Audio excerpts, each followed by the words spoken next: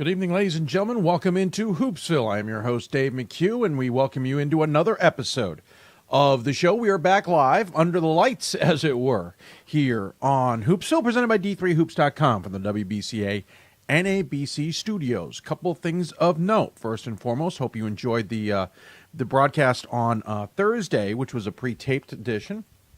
It looked like people enjoyed it. We appreciate you taking the time. Hope you don't mind. We have to do those occasionally. May have to do one at least one more time this month, but we'll see. We'll also have to miss a couple shows this month just due to activities. But again, it looked like a number of people enjoyed the show, and we certainly appreciate you taking the time. Of course, we're streaming live on YouTube and simulcast on Facebook. If you want to interact with us, you can tweet us at D3Hoopsville using the hashtag Hoopsville as well. You can also, on Facebook, facebook.com/Hoopsville, or email us hoopsville at d3hoops.com. We're also on Instagram at D3Hoopsville there as well. Just realize we don't follow questions there as easily. There's only so many places we can keep track of what's going on and where. Forgive my voice, a little bit worn out. Had the pleasure, absolute pleasure, of calling the Division III men's and women's soccer championships this past weekend in Greensboro, North Carolina. I literally drove back today. My original plan was to drive back sometime on last night, Friday night, or Saturday night, right? Yeah, Saturday night. And get a little bit of the trip underway and do the rest the next day. Totally forgetting the men's championship game was a 7 o'clock affair, which meant there's just no reasonable way to do that. So drove back today, and we're doing the show now, live. If you're watching live. If you're watching via the on-demand options, thank you. If you are listening via the podcast version, thank you as well. Any way you watch is appreciative of us, or listen in this case. We certainly appreciate it. Because of my, let's call it, distraction with soccer, I was able to keep track of what was going on with basketball, but even some things I'm not fully up to speed with. Top 25 information is in front of me, and I know I have a yeoman's bit of work ahead of me again, as the top two teams in the country lost. I did mean lose. So I know I'm going to have to think about Williams. I'm going to have to think about Augustana and whatnot. Wesleyan got the win over Williams, and I'll just say flat out, good. I'm glad that's the case. Because I was looking for an excuse to include Wesleyan in my top 25. They were on the doorstep, and I just felt like I needed a little bit more information. Of course, the way this works, they'll give us that information and then promptly give me a reason to move them again down. Every team is giving us that opportunity, except so far for Whitman, though Whitman barely survived on the opening or on the weekend as well. Nearly escaped. Puget Sound 111-108, scoring 5 points in the final minute to at least get out of the Northwest opening weekend unscathed at 2-0. But, listen, they rolled through everything last year. I think we're maybe a little spoiled. Yes, they lost in the Final Four game. And lost a significant lead in the process. But they've got a huge target on their back this year. And if anybody thinks they're going to go unscathed all the way to Salem again is nuts. I don't expect them to do that, even though they're my number one team. I don't think anybody's going to go through the season unscathed this year. Just the way it is in men's basketball. And, of course, women's, we're probably going to get a couple, maybe undefeated teams. Tufts and Amherst someone's going to have to lose. Maybe both of them lose, and I think some other teams as well. But even on the women's side, we had some craziness as Austin defeated Wash U. And you know what? This may be coming up for the Bears as just a transitional thing. They're still a good team. They still have a lot of talent. But now under a brand-new head coach for the first time in 3 decades. And so, Randy Henderson's a solid coach. We know that from her previous Division III experience. We've had her on the show as a result of that experience. So I don't see any reason to count the Bears out. It's just a matter of adjusting and getting used to something new for players who are used to Nancy Faye. It's used to everybody Randy Henderson getting used to everything at Wash U. So they're going to take some lumps. I'm not surprised.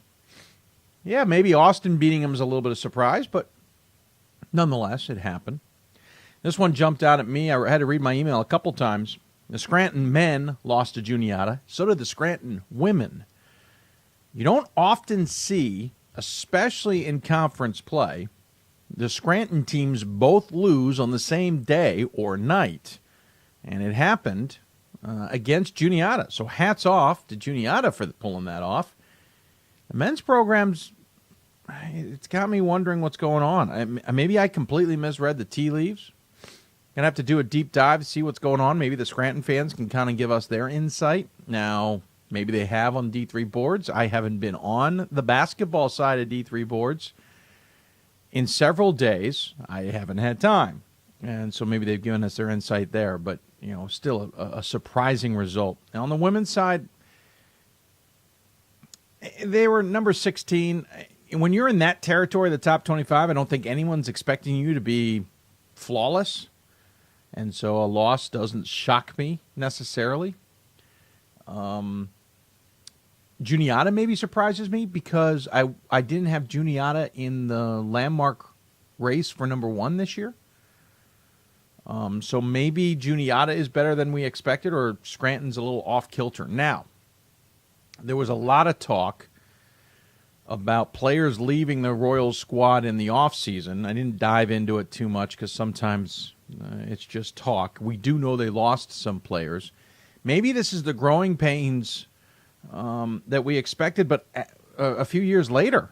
I think we expected some growing pains under Trevor Woodruff only because it's a new coach yet again. Remember, they lost their original, the long-time Mike Strong, their long-time head coach, and they brought in an interim who was a disciple, for lack of a better description, of Mike Strong, and they continue to succeed. Then Trevor comes in, and they continue to succeed with the program that Mike Strong had built. Now we're transitioning. Trevor Woodruff is bringing in his recruits now. Maybe they're different. I really don't know. I'm pleading completely guilty here, and I don't know if he's bringing in different types of players than Mike Strong used to bring in. I don't know. But maybe he is. And so we're seeing a transition here, and the players who were there are no longer interested in what Trevor's trying to pull off. And trust me, we see this with a lot of programs. I'm literally guessing. Maybe that's what's going on. But it's one loss, so maybe I'm going too deep into this. I'm fascinated by it, though, because it's not often, again, that both Scranton squads lose in conference on the same night. It happens maybe to a Catholic, but not a Juniata, so hats off again. So maybe I'm going a little too far into that one on a lack of sleep and a lack of energy and a lack of voice. So maybe I'm diving in too deep on that one, but we'll keep an eye out. By the way, Tufts and Rochester played in women's basketball. Tufts, obviously the number 1 team in the country. Rochester, number 9. And Tufts beat Rochester 63-51. What's interesting about this that jumped out to me was Tufts got out to a 22-9 start in the first quarter, but Rochester responded in the second quarter and outscored the Jumbos 14-12. Tufts responded in the third 15-12, and Rochester responded in the fourth 16-14. So you take away that first quarter, or at least make the first quarter like the other 3, and this is a nip-and-tuck game. Tufts clearly played well. Both teams shot reasonably well. The rebounding, there was no edge, even across the board. Rochester had a lot of turnovers. I haven't deep dived to see if those were in the first quarter, the difference there. Tufts certainly had a few extra points based on those turnovers, and they had a lot more points inside than Rochester did. And you remember when we talked to Tufts head coach, Carla Berube, a few episodes back, and she talked about how they got to get their inside presence to play better. Maybe we're starting to see a sign of that as they put up 32 against Rochester's 16 just in the paint alone. That said, what I'm trying to get at is I'm hoping the voters don't punish Rochester. And this is not a D3 thing. This is a voters thing in any top 25 I follow in any sport around the country. I am blown away how if a team is ranked behind another team, they somehow fall because they lost.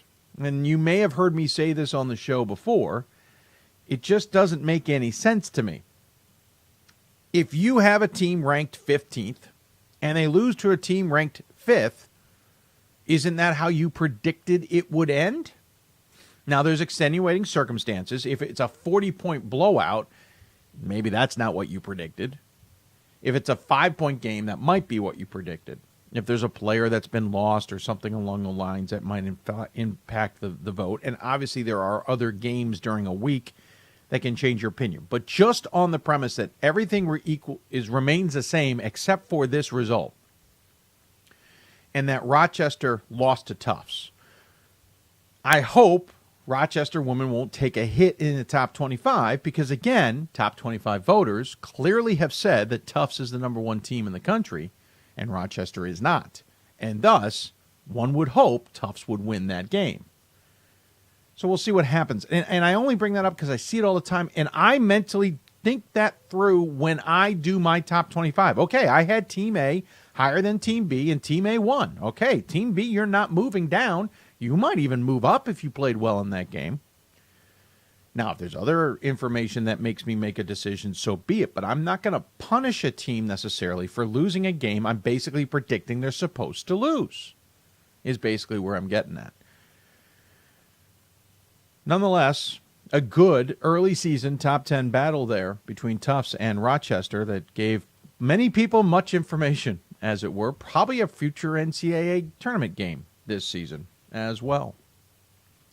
Haven't even talked about the guests coming up on the show. Maybe we should get to that. Tonight we're going to talk a little bit about milestones, not diving too much into what's happened this week, just due to the nature of my travels and broadcasting responsibilities. But we're going to talk about milestones. Starting the season, Worcester's head coach Steve Moore had 800 wins. That's not too shabby. He's added a few to those, but he's also had a few losses that have been odd, only based on the wins that they've also had. Anyway, Steve Moore is going to join us to talk about those 800 wins and much more about his career. I wonder how much more we get of Steve Moore at Worcester. Remember, by the way, he started at Muhlenberg. We talked to Kevin Hopkins, the new Muhlenberg head coach, about that in the preseason. Forgive me, as a little cold is continuing to harass me here as well. So we'll talk to Steve Moore coming up here on the show. Speaking of plateaus, I jokingly said a couple episodes ago that Mike, forgive me as my brain just froze there, Coach Miller, Mike Miller at Messiah, should thank Nancy Fay and Nancy Funk for leaving Division III, whether it's retiring as Nancy Funk did or moving on to D1 as Nancy Fay did. Because as a result, and his continued wins, he is now the 6th active winningest coach in Division III women's basketball. He would have been 8th, is what I'm trying to get at. Anyway, Messiah continues to win. The Falcons continue to do well, and Mike Miller continues to rack up victories. We talk to him often, but it's an enjoyable conversation. We will have him back on the show here coming up later tonight. Also, one other coach that we'll have on per Milestones, Mike Durbin, the head coach at St. Benedict's. He's moved into the 10th all-time, I believe, or active wins list. We'll talk to him because we don't talk to St. Benedict's all that often. And I want to get also a different point of view on the MIAC. We usually talk to the top team, which tends to be St. Thomas or others. Once in a while, we've had Mike Durbin on. It'd be good to talk to him again, especially considering how well he has done with that program. A little bit under the radar. So we'll talk to him coming up. And then we're going to change gears. Have you ever heard of Rezball?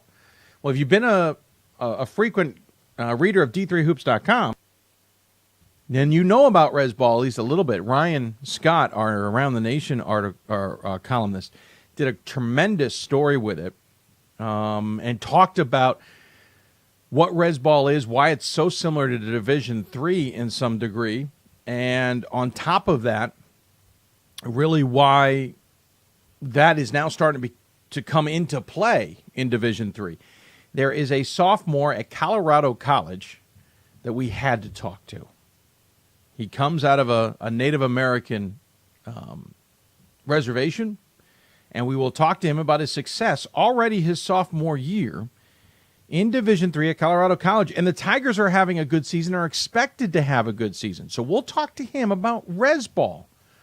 That's all coming up here on the show here tonight. Just a quick reminder, we will have 2 more shows before another break after this one. We will have a show coming up on Thursday evening, December, 7th. And then we'll have another show on the Sunday, a week from today, December 10th. Then we will have a week off. I don't believe we're even going to try and get a podcast together. It is way too busy a week.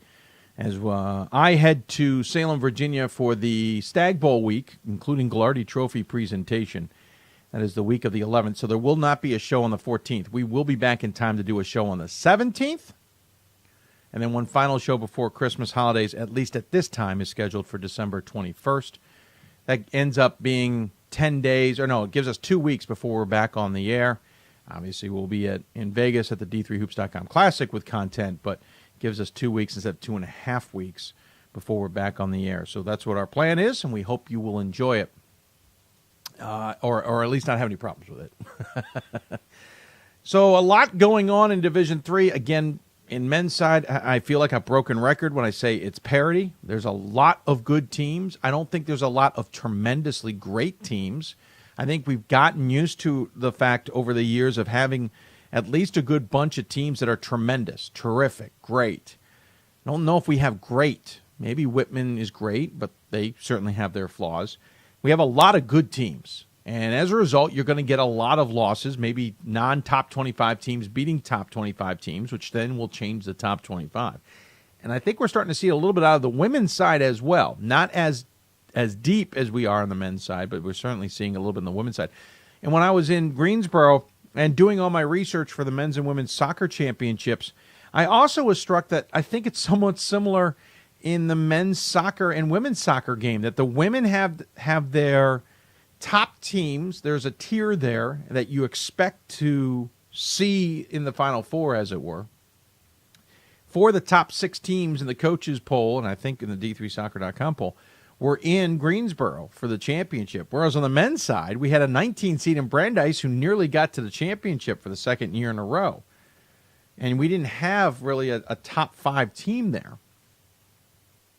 There's a little more parity, a little more depth on the men's side than the women's. And it reminded me a little bit of basketball, where it's harder to predict who's going to get to the Final Four and onto a championship on the men's side, where on the women's side, it's a little easier to predict. Granted, on the women's side in soccer, 2 undefeated teams made it, and neither of them got to the championship game. But that's sometimes what happens. So a lot to talk about. I hope it all made sense to you. If you got any questions for us, tweet us at D3Hoopsville and hashtag Hoopsville. Email us, hoopsville at D3Hoops.com. Join us on Facebook at Facebook.com/Hoopsville. We also have in our broadcast window on YouTube an area where you can chat. If you happen to be directly on the YouTube page, we try and monitor that as best as possible.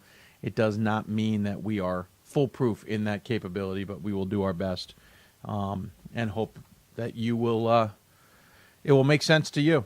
So that's going to be it. We're going to take a quick break. When we come back, Steve Moore will join us from Worcester, talk about his tremendous career so far, a conversation we have certainly had with him in the past, but we'll find out more about what has made this season maybe somewhat special, and also maybe pulling out the rest of his hair. You're listening to Hoopsville, presented by D3Hoops.com from the WBCA NABC Studios. More Hoopsville after this. I did receive a non-athletic scholarship upon entering school. I got the presidential scholarship, which was huge for me. I think there's more opportunities for academic scholarships in Division III. I did receive academic scholarships. Just being involved on campus, being a leader, all those things combined kind of get me recognized. It's a great experience for me.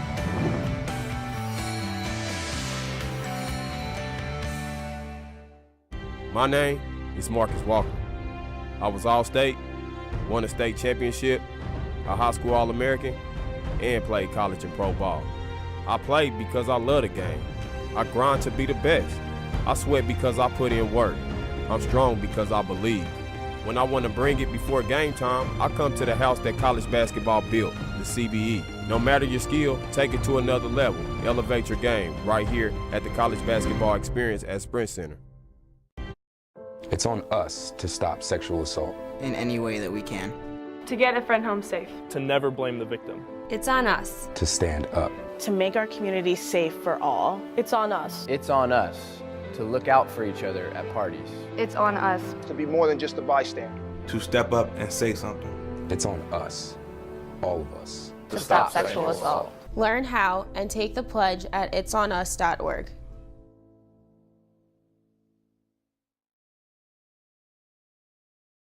We've got more schools than Division I, more fans than Division II, and more upsets than March Madness.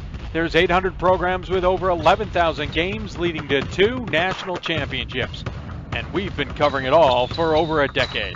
From Eastern to Occidental, from Puget Sound to Piedmont, from Southwestern to the University of New England, and from Hope to Calvin. Nobody covers Division III basketball like we do. We're at D3Hoops.com at www.d3hoops.com. I did receive a non-athletic scholarship upon entering school. I got the presidential scholarship, which was huge for me. I think there's more opportunities for academic scholarships in Division III. I did receive academic scholarships. Just being involved on campus, being a leader, all those things combined kind of get me recognized. It's a great experience for me.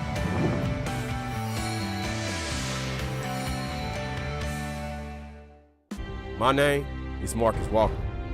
I was All-State, won a state championship, a high school All-American, and played college and pro ball. I played because I love the game. I grind to be the best. I sweat because I put in work. I'm strong because I believe. When I want to bring it before game time, I come to the house that college basketball built, the CBE. No matter your skill, take it to another level. Elevate your game right here at the College Basketball Experience at Sprint Center. It's on us. And welcome back to Hoopsville, everybody. Hope you're enjoying this Sunday edition of the show. If you got any questions for us, tweet us at D3Hoopsville and hashtag Hoopsville. You can email us, hoopsville at d3hoops.com. You can join us on Facebook, facebook.com/Hoopsville. We have plenty to, but we've gotten some suggestions, I should say, via email over the week. We will get back to those suggestions as soon as we can, et cetera, et cetera. We're into December, believe it or not, which feels like the season is officially no longer in the early section. We're at the part where conferences are starting, and games now will affect a lot more. But we're still taking a chance to kind of recognize some of the milestones that have been achieved this season. And, of course, for Worcester's Steve Moore, they've had a lot. He's a lot to celebrate. And one of the facts is the fact that he has got 800 career victories plus. He came into the season with 800, and they've added on to that. And joining us on the Hoopsville hotline, it is the aforementioned Steve Moore. Coach, welcome to Hoopsville, sir. Thank you, Dave. Good to be with you. Good to be with you as well. I appreciate you taking the time. An odd number, to be honest with you, to sit on, as it were, for the entire offseason. I don't know many coaches that sit literally on a career milestone for an entire offseason. Did you get a chance to then think about it? Did it linger, or is it one of those kind of in and out your ear once it happened? I guess once it happened, move on, Dave. That's the way you have to approach it. And I can understand that. I had a feeling that was the option for you. But you did come in with 800. You guys won the first 2 games against Oberlin and Medaille. Unfortunately, have lost 3 of the last 4 games. But more importantly, what do you expect of this program this season now that you're in your umpteenth season? Is it getting to a point where it's, I don't want to say relaxed, but you're kind of going with the flow to some degree, where you're trying to get the best out of the team? You don't rise and fall as much? Well, every new season's a new season, Dave, and every game's what you concentrate on. The next one. We're not off to a great start, but we've played some good basketball at times. We've just been inconsistent, and we'll have to try and work on that and be a more consistent basketball team. We should point out, by the way, your 800th win came against Ohio Wesleyan in the championship, so that's a tremendous way to celebrate a milestone, to get that. And then you guys got in the NCAA tournament and had an early exit. I felt like you guys last year, and this is kind of building to this year, last year maybe kind of came on strong at the end and had a season many weren't predicting. I think many thought maybe you guys might not make the tournament last year, and you guys kind of came on strong at the end to earn it. Yes, I think we definitely were in a position where we needed to win the conference tournament to get in, Dave, and we did have a good second half of this season and improved a lot as the season went along, and we're hoping to do that again this year. So I guess with that finish, along with the fact, and we'll talk more about it in a moment, the international trip that you guys had in the fall to kind of get yourselves a little bit of extra practice, I almost expected the season maybe to start a little bit stronger. And granted, there are a lot of good teams now in Division III, and I think starting a season unblemished is nearly impossible. But did you expect from the momentum last year and the extra practices you got that maybe this would be a bigger start to the season? Are you surprised at where you guys are at 3-4, or 3-3, I should say? We were certainly hoping to get off to a better start than this, Dave. But as you said, a lot of good teams, and we played some tough non-league games, and then the two conference games that we've lost are two teams that are very good. Denison is going to surprise a lot of people. They graduated 4 starters, but they had a lot of good players waiting in the wings who are stepping up and were highly motivated to show what they could do. And then our loss yesterday was to a very good Wabash team, very, very young, but very talented. Yeah, and they played extremely well. And, of course, coming up, we've got Hiram and DePaul in conference action before you'll take a little bit of a break for finals and then head down to Daytona and play St. Joseph's of Maine and then somebody else on the other side. And then we'll talk more about the EM Moose Hole Worcester Kiwanis Classic coming up. I want to discuss that. But before we get there, how do you then turn to this team and say, all right, we're taking our lumps here, but the next game's almost a clean slate to some degree? Yeah, we're just concentrating on getting better, Dave. Our focus is on Monday's practice, tomorrow's practice, and try to improve. Like I said, we've played some good basketball. Good wins against Medaille and Hanover, and even in our loss yesterday to Wabash. After viewing the film, certainly, there were a lot of possessions where we didn't get the job done. But during that game, I saw some good play on our players' part. There were some good signs. Your defense this year has had signs that's certainly gotten some attention. In the win over Hanover, 12 blocks. You're averaging 5.7 blocks per game, but unfortunately you're being outscored by the opponent by 6. So is the defense as good as it seems from those early stats, and it's the offense that's struggling, or is it kind of every night's different? It's a combination, Dave. Okay. When we haven't gotten the job done, we've been inconsistent at the offensive end. With some, execution that's not such a positive thing. Maybe taking some ill-advised shots here and there. But we've been breaking down at the defensive end also, and we've got to get better at that end also. When you look at the fall where you guys went to Europe and spent some time and got to play, and what you went through England, I'm remembering, let's see, I'm sorry, you went to England, Ireland, and Scotland. I'm sorry, primarily Scotland and Ireland. We did play one game in England. We really didn't stay overnight in England, but we drove down from Edinburgh, about a 2.5-hour trip to Newcastle, and played a game there. So 3 games in Ireland, and the 1 game in Scotland, and the 1 game in England. It was a great trip, no doubt about it. Players experience the culture of those countries. Educational experience is awesome, and the basketball was good. We played some good basketball teams and had a good experience, no doubt about it. Yeah, it's your 6th trip that you guys have taken. Just quickly to everybody else: England and Scotland back in 2000, Germany and Austria in 2004, 2008 you went to Italy, Ireland and Scotland again in 2011, and you went to Spain in 2014. And every team can go every 3 years at the minimum. What is the goal of a trip like that for you as a coach and for the program as a whole? Is it really about the experience of seeing other countries and, you get to play some games as well? Or is there another kind of benefit to you that you're hoping the team gets out of it? Well, you mentioned the 2 primary objectives, Dave. And then third, of course, is, as most everyone knows, when you take trips like this, the team's able to bond and grow closer together. And that certainly happened for us. And yeah, you mentioned the two primary things, and that is play basketball games and also experience the culture of the other countries, and the educational experience is just something that's tremendous for the players and provides great memories for them for their entire lives. Yeah, certainly true to that. I've traveled through Europe. I would admit that. I would agree with that entirely. I still remember it many years later, and will never forget. Made good friends that way. Does the practices end up helping you in the long run? Do you then hit October 15th and you guys are a step ahead, or do you take a step back in some degree during the time between? Well, we think it's a step forward, and it's a plus. Our start to the season really doesn't indicate that maybe it was that big of an advantage, but we really think it is. And I think we were able to sort some things out, and we're still continuing to sort some things out with our team. But it was an advantage, and when we were able to start taking the trips in October over the fall break, it was especially good because it leads right into the season rather than when we used to take the trips in August. Yeah, that certainly is true. It gives you less time to forget things, as it were.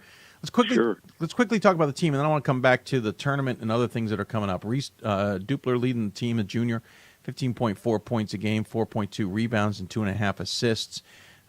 Spencer Williams, who we all have gotten to know, 14 points a game, nearly 5 rebounds a game. You also have Dainion Hempy, a sophomore, at 11.3 and 9.3 points a game from Simon Texador, a junior. Nice mix there of a bunch of different class levels, as it were. There's a couple freshmen who have contributed so far, including Keon Scott, who's played all 6 games. What's the dynamic of this team? What's the makeup or maybe the character of this team that we should be looking for? Well, as you said, Dave, a good blend of all the classes. We have several seniors on the team. You mentioned Spencer Williams, but we have a couple other guys that are giving us some really good leadership. Captain Ari Stern and Derek Schwartz and Ryan Wolby. And then Alex Baptiste is another captain. So good senior leadership on the team, and it's a very close-knit group. They bonded on that trip, as I said, and getting along very well, and good team chemistry at this point. This is going to be maybe an odd question, but do you think the team ever feels the pressure of the history of Worcester men's basketball? And I mean that in the sense that everyone expects you to be ranked in the top 25. You were 25th this past week. This is a program that's been to 15 straight NCAA tournaments, 20 more wins, 21 straight seasons. Do you think the team knows that history and feels pressure by it, or is that something they thrive off of? Well, I think our players understand the tradition, and I don't know that they really feel pressured. One thing that they do know and they understand is that whoever we play is going to give us their very best shot. Mm-hmm. And most every time we go out, we're facing a very highly motivated team. Yeah. And that makes it tougher, but, that's where you want to be. Worcester's the winningest men's NCAA team, any division of the 2000s. You have an 832 winning percentage currently. Amherst is 821. Duke is 821. Kansas is 819. I mentioned the 20 or more wins per season for 21 straight. That ties Duke for the second longest. Kansas is only longer at 28. And again, 15 straight years in the NCAA tournament, and Kansas 28, Duke 20, Michigan 20. A lot of D1s I'm mentioning. I'm not talking a lot about D3s except for Amherst. Does that give you recognition when you're out there recruiting, or when you're running into other coaches, especially from other divisions, that they know that this isn't just a Division III squad, this is one of the best in all of college basketball? Well, I think it certainly helps, Dave, to have a winning tradition in recruiting. Certainly young men like to play in successful programs, so I think it's definitely a big boost. It definitely a help. Yeah, of course, 3-3 start, but we highly don't expect that to continue. Coming up, as we mentioned, after Christmas, you'll have WPI, Alma, and Emory and Henry at your place for the 55th consecutive year of the EM Moose Hole Worcester Kiwanis Classic. That's a nice long title. It gives it some credibility for sure. this is a tournament that has been along for a long time, and I know it's been very important to you. You even have a clothing drive that goes along with this thing that benefits Goodwill. Donations are good for a half-price admissions ticket, for example. What does this tournament mean to you outside of just making sure you maybe come out with 2 wins? Well, as you said, long-standing tournament, Dave, and we like to bring in good teams every year, and we have an outstanding field this year with the other 3 teams coming in, all being very good. And we get a lot of fan support for it. Of course, the students are not on campus. We have the winter break, but there's a tradition of the townspeople coming out. Started years ago. Al Van Wee, former head coach and athletic director at the college, is a man who started the tournament. He was ahead of his time in a lot of ways, and it was a great thing when it started, and it's continued on. And we're very proud of the tournament, and it's a good atmosphere for the games, and the visiting teams really enjoy it. You also do fundraisers for Coaches versus Cancer, benefit people-to-people ministry, Goodwill Industries, as I mentioned, the NABC Dream to Read program. Is other things that you've belonged to. You take a lot of pride in giving back to the community, don't you?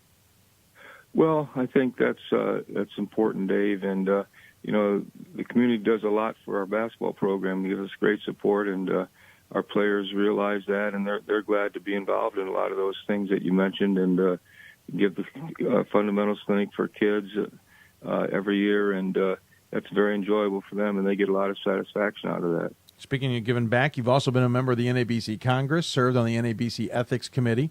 You even had the opportunity to serve as 4 years on the NCAA Rules Committee. I'm curious, having been a person who's sat on that committee and known how those rules are either debated, crafted, scrapped, maybe recreated to some degree. What do you think of the rules we've got in place now and the direction the game has gone in?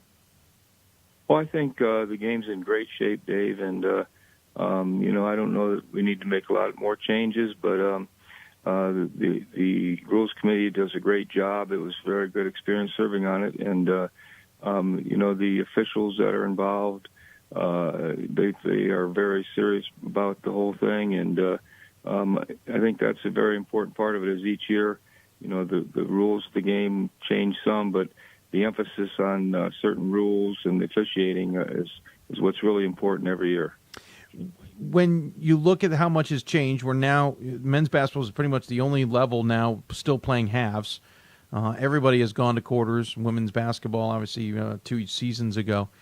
Is that a move you'd endorse if we move to quarters? Is there any rule in particular you look at and go, you know what, that we need to change that, or that needs to be adjusted? Oh, I know that there's a lot of support for moving toward quarters, Dave, and I think a lot of it has to do with a lot of people want the game to be more closely resembling the international game, and get there as close as we can to that. But personally, I like halves. I guess I'm a traditionalist, but I'd watched our women play the quarters, and I prefer the halves myself. That's just a personal feeling. When you go to Europe, do you play your rules or do you play the European rules? The international? You do? Yeah. Okay. The FIBA rules, yes, sir. That's what I was curious. I just wasn't sure. And sometimes those trips you can maybe dictate things. Sometimes you got to do what you got to do. You put the 24-second shot clock, and the arc is a little bit further out at 22 feet all the way around. So, yeah, that's something you have to adjust to. Certainly. Back to you individually. Again, you're sitting second in the all-time Division III career wins list behind Glenn Robinson. I don't think you're going to catch him, Steve. I don't mean that negatively. He just doesn't. He won't quit, and he continues to win. You have 103. Glenn's at 930 plus. I don't remember the exact number. You're at 803. The only other active coach is Dave Hickson at 4. Started the season at 784. Now he's at 788. Is the goal here to make sure you stay ahead of Hickson? No, no, I'm not concerned about any of that, Dave. I just want to win Wednesday. Yeah, I can understand that. Speaking of Wednesday, I know you guys want to get off the 500 mark and continue winning. You got Hiram and DePaul. Obviously, in conference, you'd like to get back on up on things since Denison and Wabash had both tripped you up. So what are you telling the team? What's the message been to the team here since the result against Wabash and with Hiram coming up that gets them maybe pointed in not the right direction, I don't want to say it that way, but points them towards a win, I guess is the best way to say it. Well, just improve, Dave. Just make ourselves better. Have a good practice on Monday. Have a good practice on Tuesday. Become a more consistent basketball team. There's specific things that we have to get better at, of course. Certain things defensively, pressuring the passer better, just overall intensity. But just the main goal is to improve, Dave. We're not thinking about winning this many games or what we have to do for the conference. We just want to improve right now. That's the main thing. Curious. I hate to ask. You've been coaching since '82. Started at Muhlenberg. Were there for I think 5 seasons or so. Then moved on to Worcester, and you've been there ever since 1988. Have you thought about what life would be like and what it would be not to be on the sideline? Not really. Okay. I guess I just doing my job and going year to year, and not sure how much longer I'll coach, but I feel good right now and want to coach well this year and see what happens. So I'm guessing we're now going to have to worry about hearing an announcement of your retirement anytime soon. Well, I'm not planning on that. Awesome. That's all we wanted to make sure of. We don't want to see Worcester necessarily without. With that being said, you've had to get used to a new Wittenberg head coach on the other side of things. Yes. Matt Croce, the head coach down there at Wittenberg, is doing a good job, and they're off to a very good start, as there are a lot of teams in our conference. Our league is really going to be tough this year. Well, and great segue. My last question was going to be, what do you expect of the NCAC this year? Ohio Wesleyan, yourselves, Wittenberg, it looks like others have come to play. How competitive is this conference going to be this season? I think it's already been shown in our situation, that's for sure, Dave. Yeah. Wabash is, like I said, very talented, but very young, but very talented team, and even the other teams that haven't been mentioned are very competitive. Yeah, it certainly should be fun to watch. Well, Coach, I appreciate you taking time out of your Sunday to chat with us. Congratulations, as I always say, on a tremendous career to this point. I look forward to seeing where the Scots move the rest of the season. If we can see you back in a 16th consecutive NCAA tournament, maybe with another NCAC title. As always, though, we give you the final word. Any final thoughts you want to share with those tuning in? Well, just thank you, Dave. Thanks for having me on, and thank you for all you do for Division III basketball. What you do is remarkable and much appreciated by all the coaches and fans, that's for sure. Well, that's awfully kind of you, sir. I appreciate it. You enjoy your holidays, and I look forward – enjoy the tournament as well over the holidays, and I look forward to talking to you sometime down the road. Thank you, Dave. Absolutely. Take care. He is Steve Moore, joining us from Worcester, the head coach, longtime head coach. Again, he started at Muhlenberg in 1982. He's now been at Worcester since 1988, 803 total career wins. You know what's something interesting? I don't know if I've ever mentioned this on the show. His 12th ever win as a head coach while at Muhlenberg was against Worcester at the Moose Hole Classic. That's pretty impressive. He then moved on to Worcester and got his first win at Worcester, his 88th career victory against Marietta in 1987. So, pretty heck of a career. I'm glad to hear on there he's not thinking about retirement. That means for anybody out there who thinks they're going to get the Worcester job anytime soon, you're not. And we get to enjoy Steve Moore a little bit more in this Division III level. Certainly hats off to him. Rough start so far, 3-3, 0-2 in the conference. Hiram coming up. Maybe a chance to right the ship, as it were, but it looks like the NCAC could be a heck of a battle this season, and we're just getting started. Going to take another break. We'll talk to another coach who has had a heck of a career himself. Mike Miller from Messiah will join us. You'll listen to Hoopsville, presented by D3Hoops.com from the WBCA NABC Studios. We'll be back with more after this. For the love of the game, but for those of us who are Division III student athletes, it's more than that, a lot more. Sure. The game is important, but as we work so hard to build both mind and body, it's more about team. That is why NCAA Division III teamed up with Special Olympics, and in giving the gift of sport to those for whom it seemed an impossible dream, we are working to make this a better world. Help us keep that dream alive. You can make a difference. This is why we love sports. It's in the way they play, free from the pressures and all the money talk. Playing for simply the love of the game, where everyone has a shot at their definition of success on and off the field. This is what we love about sports, and what we can still love about college sports.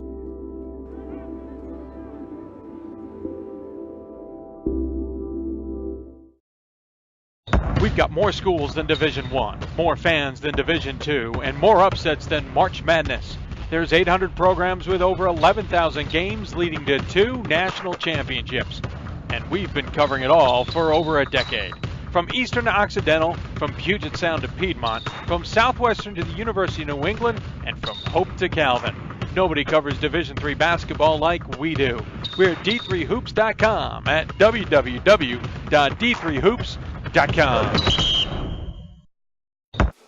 College basketball lives in Kansas City at the College Basketball Experience at Sprint Center. The College Basketball Experience is the place to get your game on. It's not a museum, it's an experience you won't forget.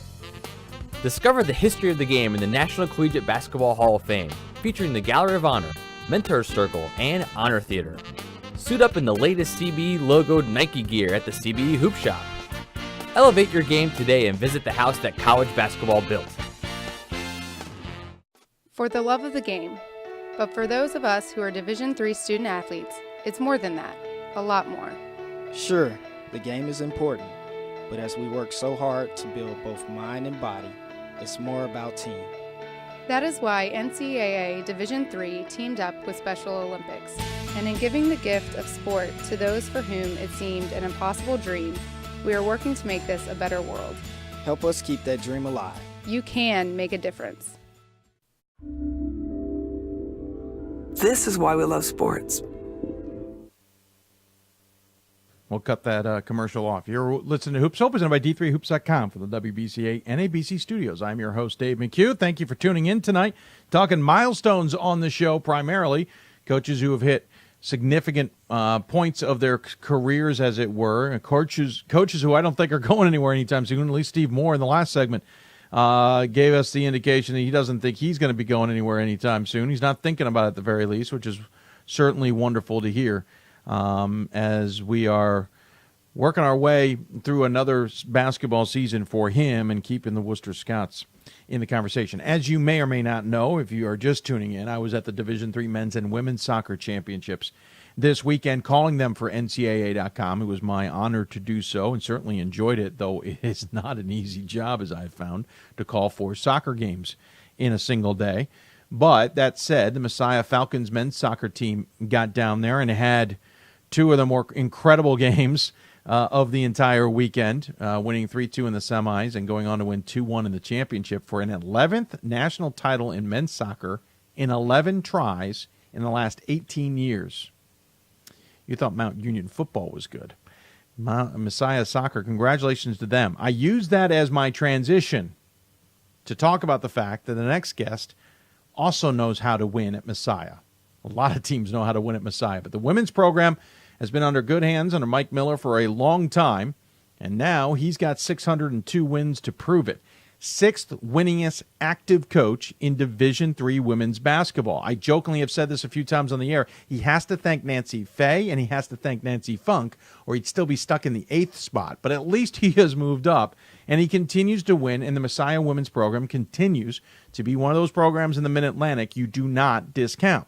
Joining us on the Hoopsville hotline, the aforementioned Coach Mike Miller. Coach, welcome to Hoopsville.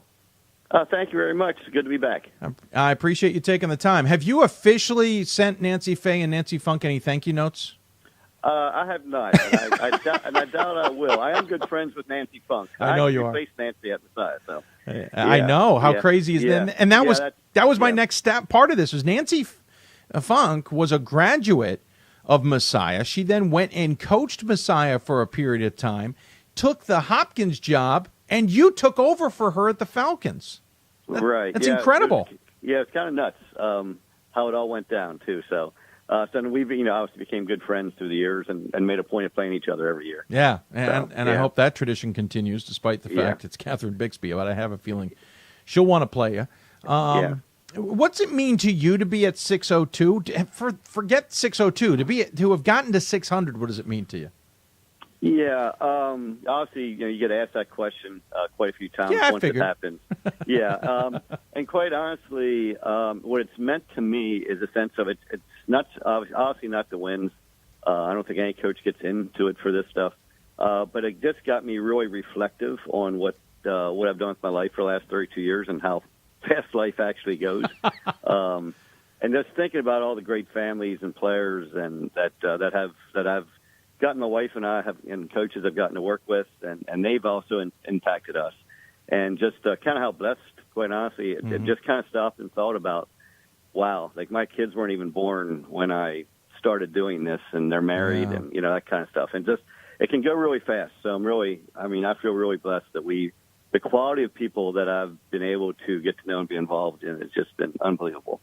And that's kind of that's my thoughts about it. Other than I didn't get fired, so it was the other thing too. I didn't get fired, so I'm still here. So that's but those are the two things. So you're the 15th coach to get to the mark in Division III history. You're, as we mentioned, the 6th active coach to get to that. You're off to this 6-0 start, and I know to some degree that the 600 wins to you, to Steve Moore, the 800 wins, and to anybody else I talk about this, that they don't care about the wins, they don't care about the milestones. But was it on your mind at the very least, knowing that it was coming and there's going to be some fanfare about it, and let's just get it out of the way, or did you not even pay attention to it? Somewhere in the middle of that, I was thinking about it. I can just say this: I didn't sing the team or even assistant coaches. I think a couple of assistant coaches weren't even aware. It was a Tuesday night before Thanksgiving, not an away game. Yeah. And one of the parents had some signs and stuff, and that was the first time they kind of remembered and thought about it. It was on my mind because I didn't want to go up to Lycoming needing one more win and give them something else and give them something else to fight for. So quite honestly, that was what was on my mind. Like, if we can get this third one, or this fourth one down at Eastern, then Lycoming can't use that in their pregame. So I was going to say, exactly what don't go in a conference play needing a plateau or giving them a reason to beat you, right? Right, yeah. So, and who knows, that one possession might have mattered. No, it did matter. So hopefully, maybe that was a good thing. Yeah, you ended up coming out with a 4-point win over Lycoming. Yeah. Again, you got the win at Eastern. Of course, Eastern's been a solid program over the years. And my point being, they're off to an unfortunate start right now at 0-5. But my bigger point being is you tend to go out there and schedule anyway hard teams, and the Hopkins of the world, the Geneseos. You played Geneseo this year at your place amongst a very busy weekend. Yes, you have a Lancaster Bible in there occasionally, but you've got FDU Florham coming up at Scranton, which means you might end up playing Scranton. You got Western New England and Wellesley coming up. You don't shy away from people, so this 600 win feels like maybe even a bigger number because you don't mind playing tough teams. No, that's correct. I just think it's at times it's harder to get tough teams it's just harder to get good games at times too, between budgets and everything. But anytime we can bring in somebody in our tournament and things like that, we want to do that. Since our league has expanded to 9 teams, it just added so many league games. So we lost some traditional. We would play Scranton and DeSales every year regular season. Yeah. And those kind of things, and we kind of lost some of those big games. So I'm really thrilled to work back at the Scranton tournament, and we got SUNY Geneseo came into our tournament. So it's good for us. DeSales sitting on the other side of the MAC from you guys, for those who are not familiar. Yeah. Hey, the win over Geneseo, obviously a big one. They're a program maybe that's retooling a little bit, and the win over Hopkins maybe also a team that's retooling, but I was surprised by how you beat Hopkins, 88-42. That's still a good team over there at the Blue Jays. Geneseo's still a good team, and you beat them by 12. About, was it 3 years ago, I had you on this show, and you guys were struggling, and you said to me, watch this team. By the end of this season, we're going to be in the conversation. You did, by the end of that season, become part of the conversation. You haven't left the conversation now, but looking at what I'm seeing in results, are you a bigger part of this conversation than we may realize? We are. Doing this a long time, and this is one of our best teams ever, and we're really, we got 6 starters that can really play, and 2 people that are pushing them right behind them. We got all the positions covered. We actually haven't had our starting center yet because of injury. Oh, she got hurt, and she just came back on Friday night, so we didn't have her for all the other What games. a luxury. Yeah, so, I mean, we found ways to win against these teams and on the road, and now we'll get her back in the fold and get her ready to go. And her name, she's a junior, 6'2", left-hander, Alicia Rohr. So she'll be back, now with us. So, yeah, we're really thrilled. We're pretty good. I mean, it's that, and it is one of our better teams for sure. And they were all young players. They were freshmen 2 years ago. They were freshmen, sophomores 2 years ago, and now they're juniors and seniors. Yeah. And that's what I love about you is, and again, I think it was 3 years ago, I said, okay, I'll take that note. And by the end of the year, I'm like, darn it all, look at this. They're on a run. So you're ranked 21st in the D3Hoops.com top 25. You're basically telling me that's too low. I wouldn't say that. Okay. No, I mean, I wouldn't necessarily. I think until, and then the problem is, with the schedule, until we beat a top 10, I don't think we should be in a top 10. That type of thing. That's how I. Yeah. I think you have to earn your way in there, and we're not gonna, we just have to take care of business, and rankings are great. It's wonderful recruiting. It's wonderful for my boss. Yeah. And that kind of stuff, but it doesn't really mean a lot. But at the same point, it's a good measurement because if you're in the ballpark in there, you have a pretty good team. So. Speaking of being a battle, this conference has certainly gotten deeper over the years. It had been a 2 or 3 horse race. Yourselves, Stevenson, Lebanon Valley had been in the conversation. Now Albright, and now Albright, Albright's getting into the mix here. You mentioned Lycoming; they seem to be improved. They certainly took you to the wire.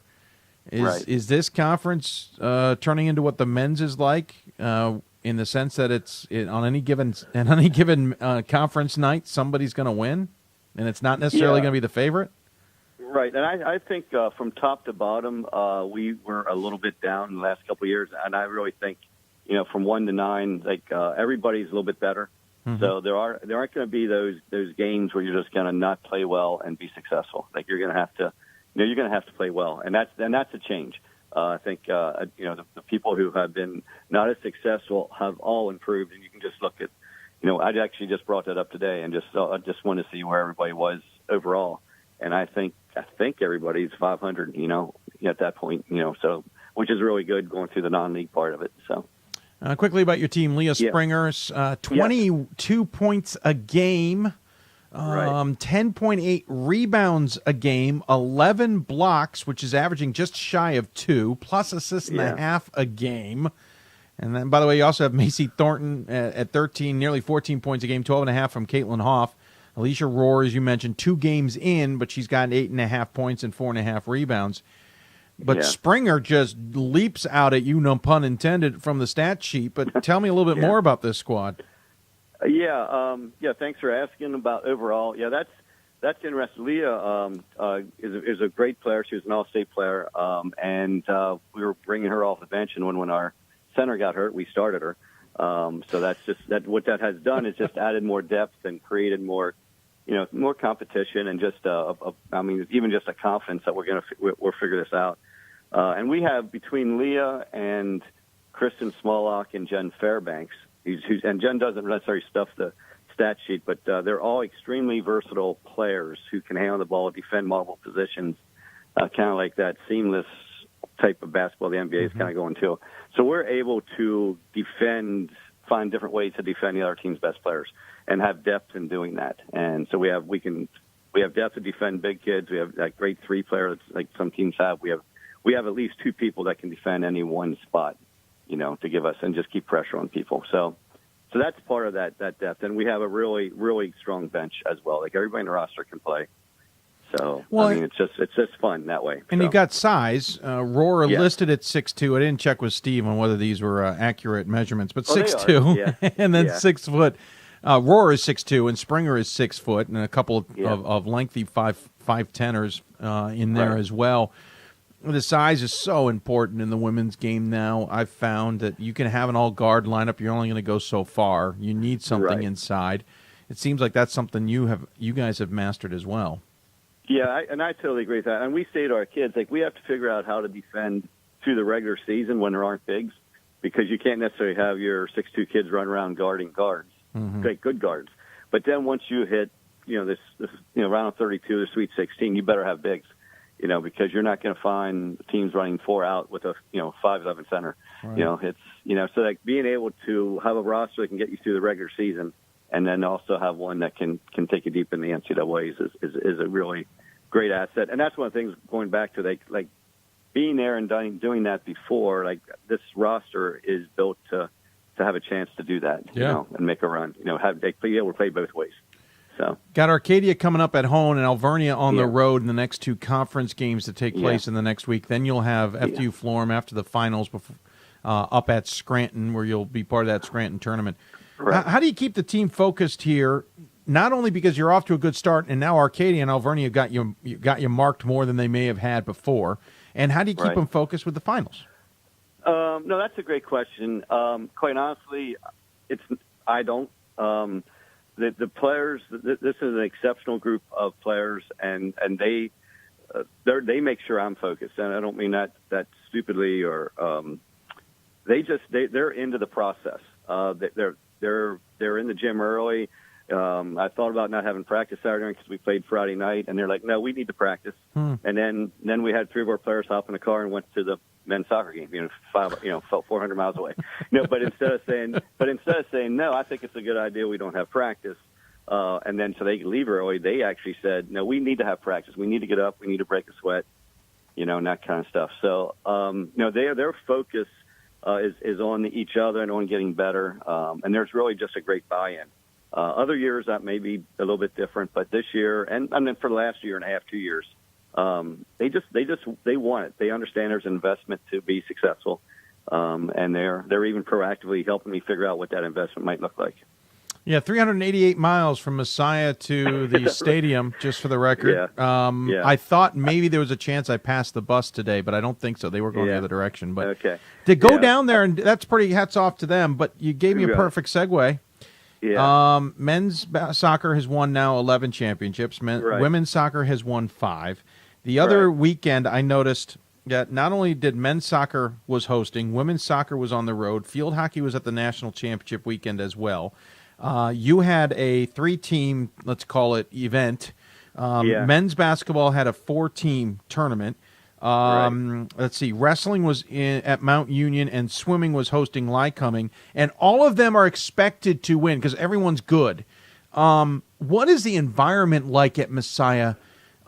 Because it feels like, for lack of a better description, it feels like the power programs of Division III, but without the name recognition necessarily. It's almost outside of soccer, like everyone's flying under the radar. Yeah, I mean, I don't know if I understand where you would say that, and I agree. People are thinking about soccer at Messiah, but field hockey won the national championship last year. Right. Yeah, and lost in the national championship this year. Right. So it's an interesting thing. I'm not don't know really how to answer that question, but I can just say from my own point of view, the first soccer team with Coach Brandt that won the national championship, that's the first time people even thought that's before the internet basically and everything. And it's like you didn't even really know what was possible if you had a successful season. And that kind of opened the door to see, there's just more out there. If you really want to, go to be great. There's just more out there. And then I think what has happened is all the teams, there's no sense that if somebody's having a bad year, like how come everybody else gets to win and I don't? But there's a sense of how can we help each other, and there's just a real rooting that everybody does well. And I think that's one of the special things about being at a place like Messiah. You have a lot of humble people and a lot of people that are team players, and they're not just looking out for their own kingdoms, if you will, inside their teams. So I think that's just a really.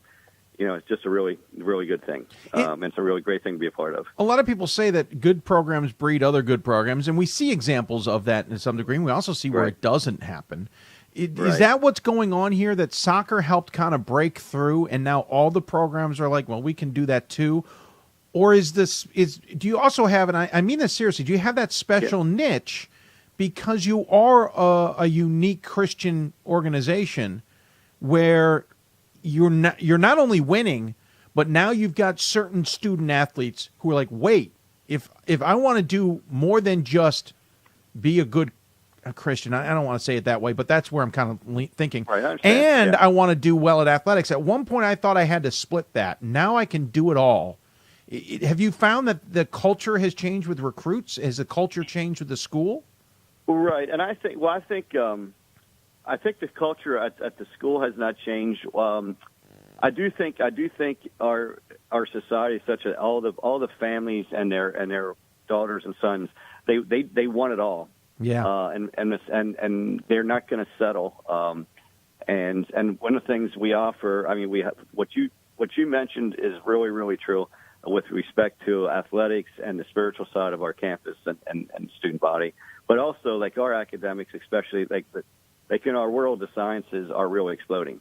Well, we have an unbelievably great science department. Yes. So in that sense, especially on the women's side, people go into occupational therapy, nursing, pre-med, all those kind of majors. Messiah is a place. So if you're a Christian, you're a good athlete, and you want to be able to get into grad school, this Messiah is the place. So it's the whole package, not just the two things. I've always been fascinated since I first played against you, I believe, or at least was at an event that a Messiah school was involved in. Always been fascinated, and of course it took it to another level this year when I got to call the soccer championships. But thanks for answering those questions. I appreciate it. But no pressure on you winning a national title, though, now that soccer and all of them are still continuing to do so well, right?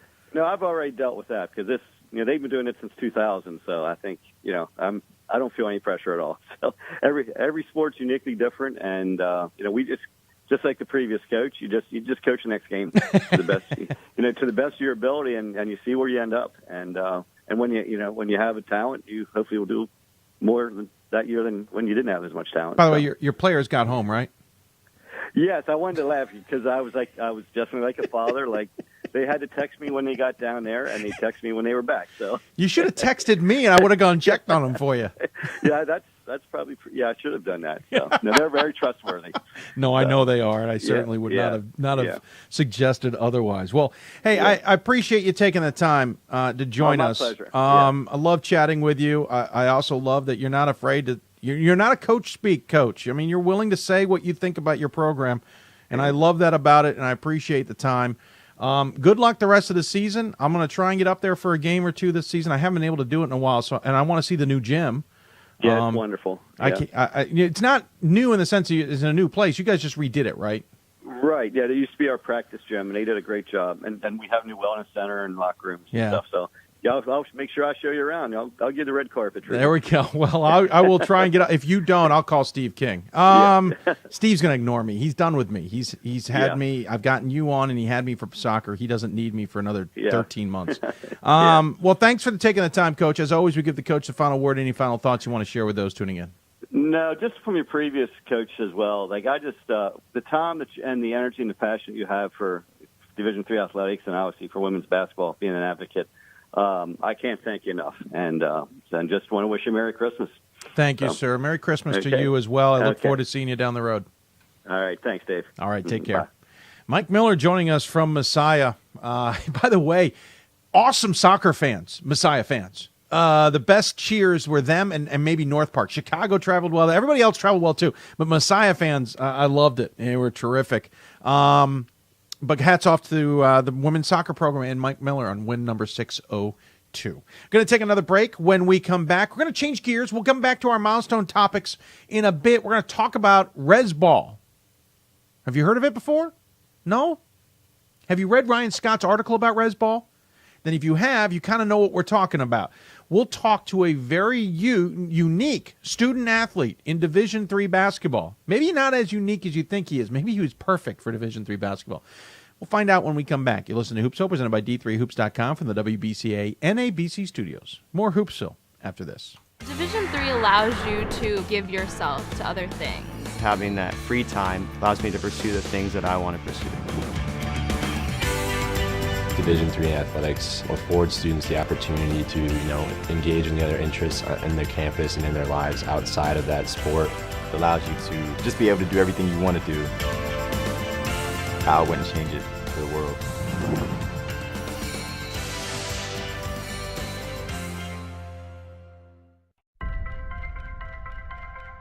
I'm a Division III student athlete, and I know how powerful words can be. The term gay doesn't mean stupid, lame, or less than. So I pledge to speak up if I hear the term gay used in a derogatory way or any other homophobic terms. If you can play in Division III. I'm a Division III student athlete, and my teammates unconditionally accepted me as part of their family. So now I pledge to do the same for others. If you can play in Division III. I used to never really talk. Ever. I was afraid if I said something wrong, everyone would laugh at me. But then I started to play golf with Special Olympics. It helped me to find my voice. And now everyone else is speechless.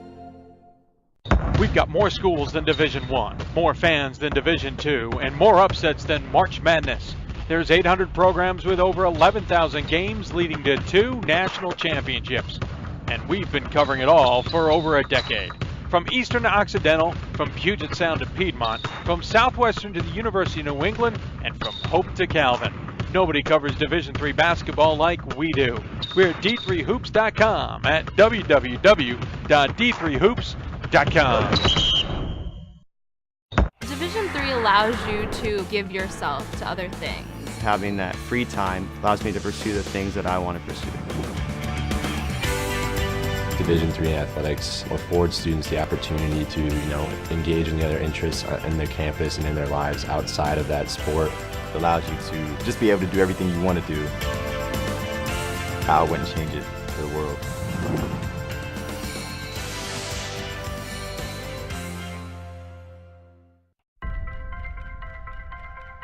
I'm a Division III student athlete, and I know how powerful words can be.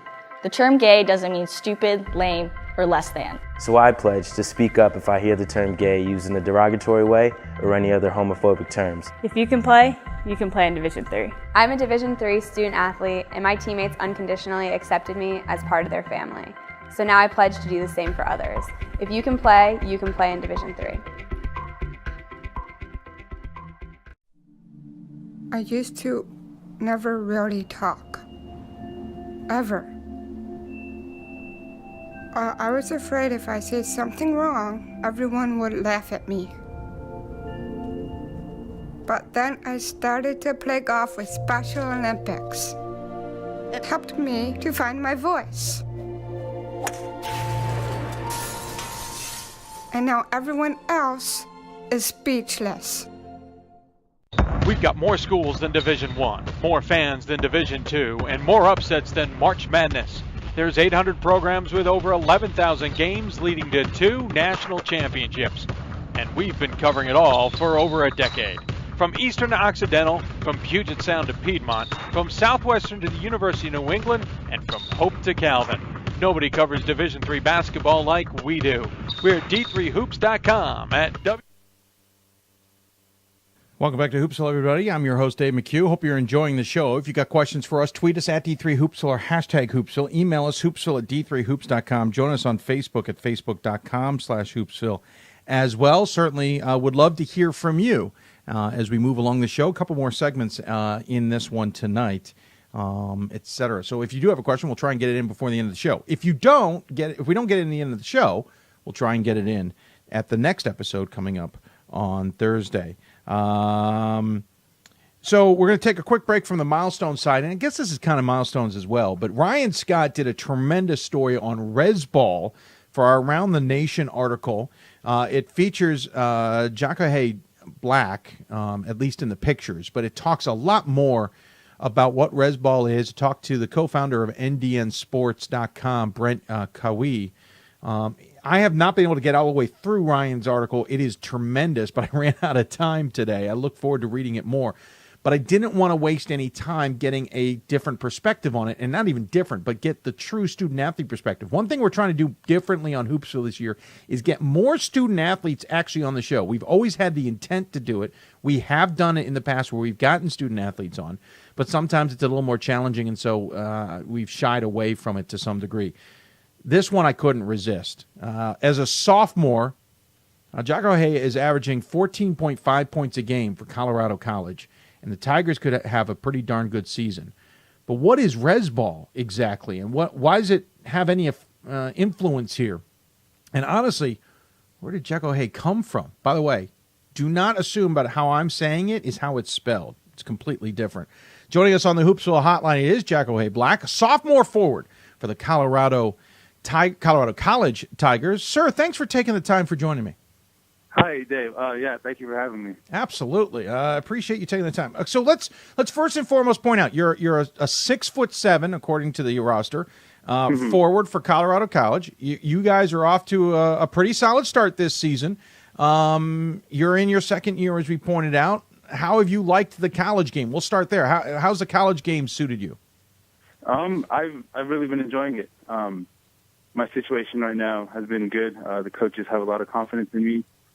And it's a lot more competitive than high school basketball, which yeah, you can assume. But it's just been really fun to go out there and compete and work hard against all these other talented athletes. And certainly, you guys are off to a 3-1 start. We'll talk more about your team here in a bit, but wins over Superior and Stout and Sarah Lawrence, two big games coming up. We will talk about that in a minute, but let's go back to this Rezball. To understand Rezball better, I think might need us to understand where you come from, background-wise here in the United States. For those who are not familiar, you're a Native American, and I don't have it in front of me because I somehow just misplaced it. What tribe are you from? I'm enrolled Northern Arapaho. Northern Arapaho. And what region of the country is that located? Our reservation is located in central Wyoming. Okay, wow, beautiful part of the country that I have yet to see. Yeah, it's beautiful for sure. And you didn't do too bad going to Colorado College, another beautiful part of the country. You're winning already here, sir. So what exactly is Rezball? Because you talk about high school ball. The article though kind of makes it seem like Rezball is just another little nuance to the game of basketball, almost out of necessity. Is that a fair way of saying it? Yeah, I would say so. Mostly because, throughout the histories of indigenous high schools, they've kind of been oppressed a little bit, and the way that they've been refed throughout history has required them to speed the game up, get the ball up the court as quick as you can, get as much points as you can, whether that's layups, 3 points on these fast breaks. And then that just kind of sort of creates this energy dynamic between the teams and the crowd, which really gets everybody involved. You're still playing 5-on-5, correct? Yeah, you are. And I only ask that because you hear of Northern Alaska, for example, football maybe playing a little bit differently. Heck, we see it in Texas even. But I was thinking of Eskimos, especially of the tribes up there playing a little bit differently. So that's why I seriously asked 5-on-5, especially considering reservations sometimes aren't the largest in size. And so you may not have enough players. But this up-tempo style, is it just something that's now kind of ingrained in how the game is played, at least from your reservation or the nearby reservations, and that's just how it is, and now the crowds are into it, and there's no other way to play it now? You can find that style of play in many indigenous communities. But yeah, it's one of those things that Native American communities have picked up on. It's something that we identify ourselves with, and you grow up watching it, and it's fun to watch, and the athletes that you look up to when you're younger, and that's the way you want to play when you get at that level. To some degree, though, it feels like this is a game that isn't supposed to fit into the college game. Yes, we have the system, which is certainly run and gun to some degree. But when it comes to your talents or your teammates' talents or those who went ahead of you and their talents, I'm sure you guys weren't necessarily sought after by coaches because this doesn't fit the college game. Is that a fair representation of the past, at least? Yeah, I would say a little bit of that, and Rezball kind of has a negative stigma on it. Okay. Because of the flashy kind of style that you have with it. Whereas I would say that in college, it's more up to the coach to set these plays up.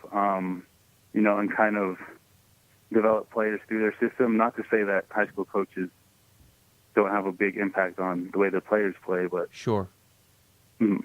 Well, talk more about that then. What is the stigma? Is it because you guys, I don't want to say it's street ball, because you have coaches, and it's obviously in a formatted structure, but is there a lot of freelancing going on the court, or is it much more structured than people realize?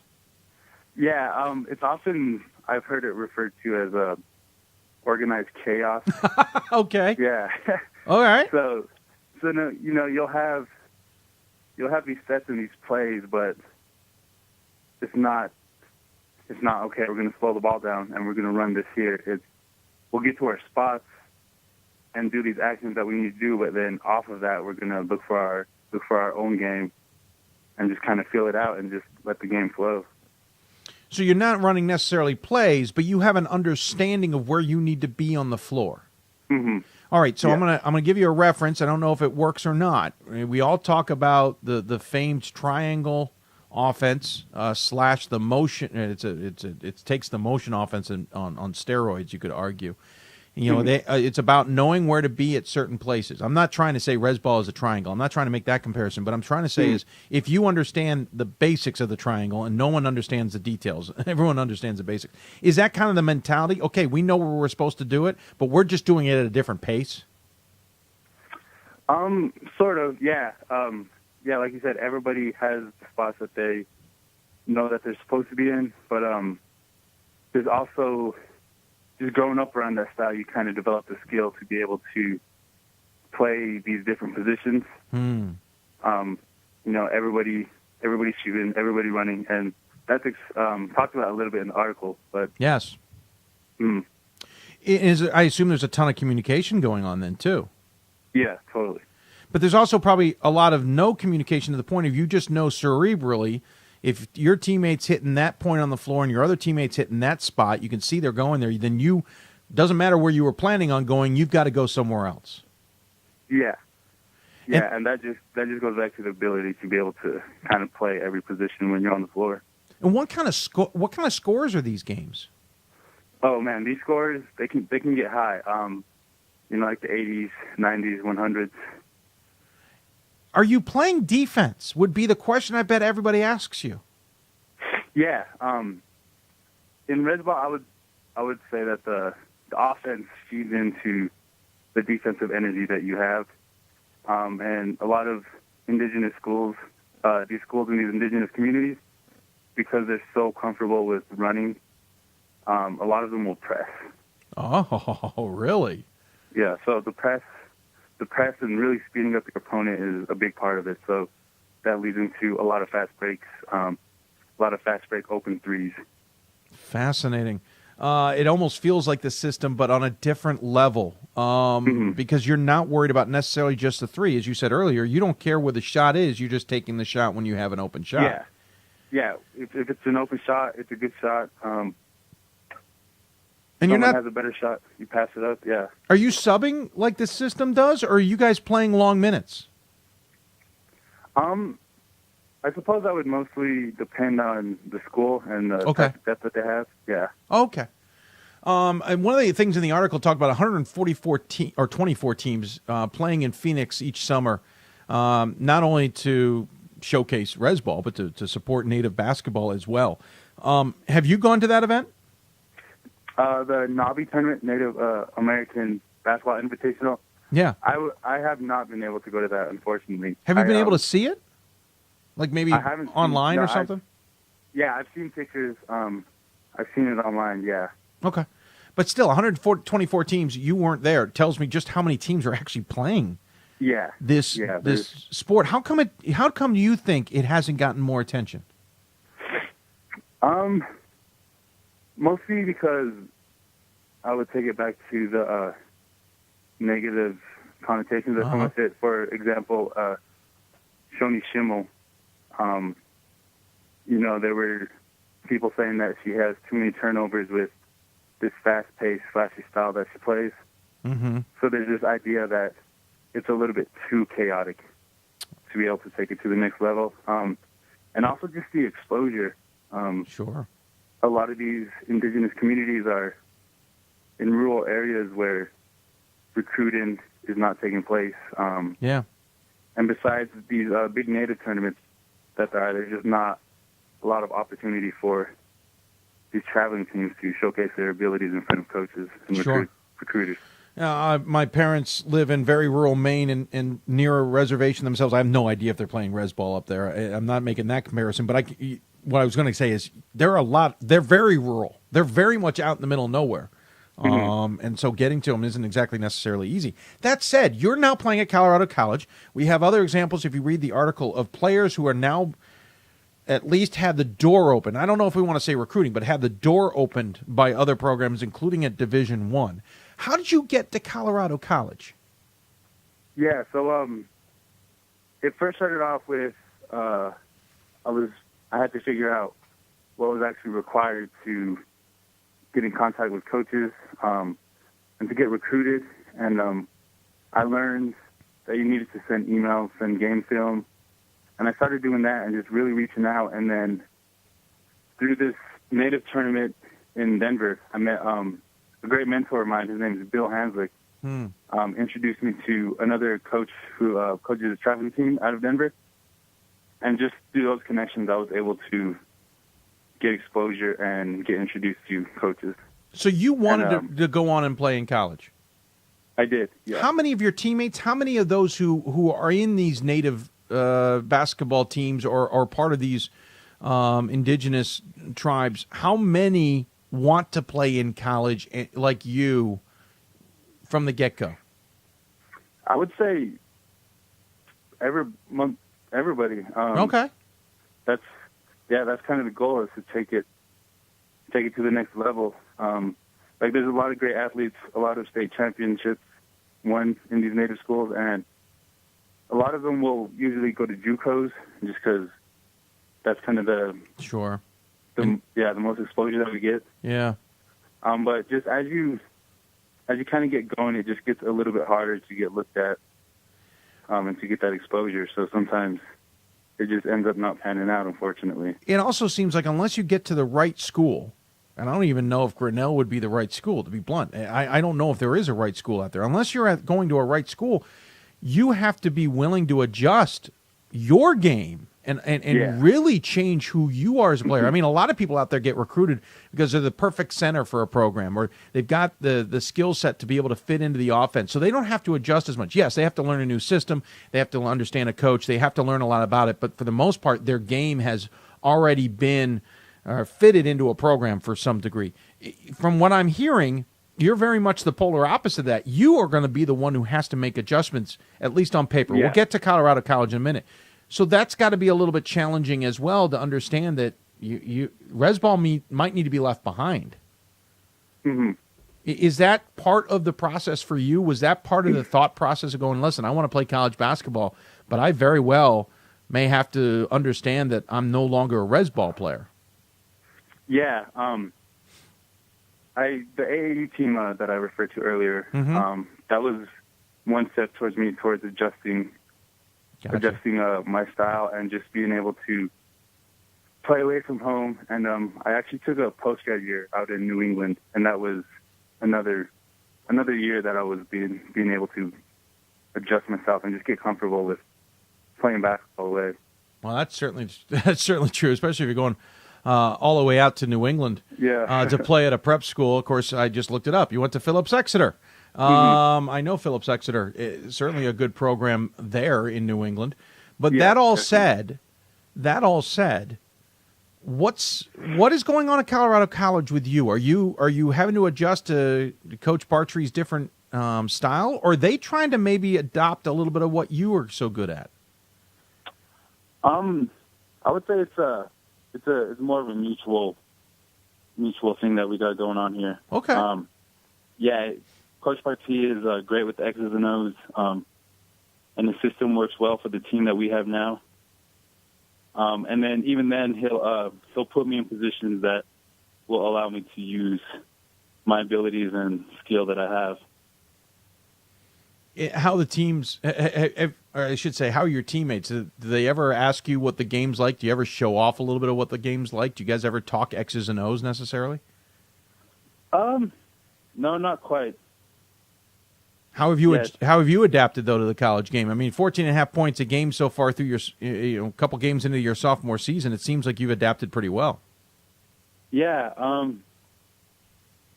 For me, it was just having the confidence and just knowing that if I could do it back home, that I could do it anywhere if I put the work in.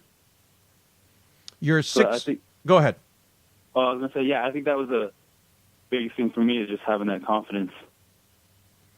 You stand 6'7". You're averaging 14.5 points a game.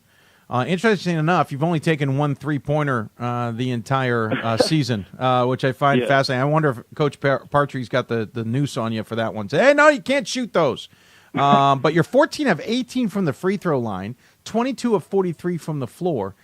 And if you've got an outside jumper, which I can tell from pictures that you do and from a little bit of video that I've seen, and you've got this inside game at 6'7", that seems to bode well for you as being a pretty difficult person to guard. Yeah, I like to.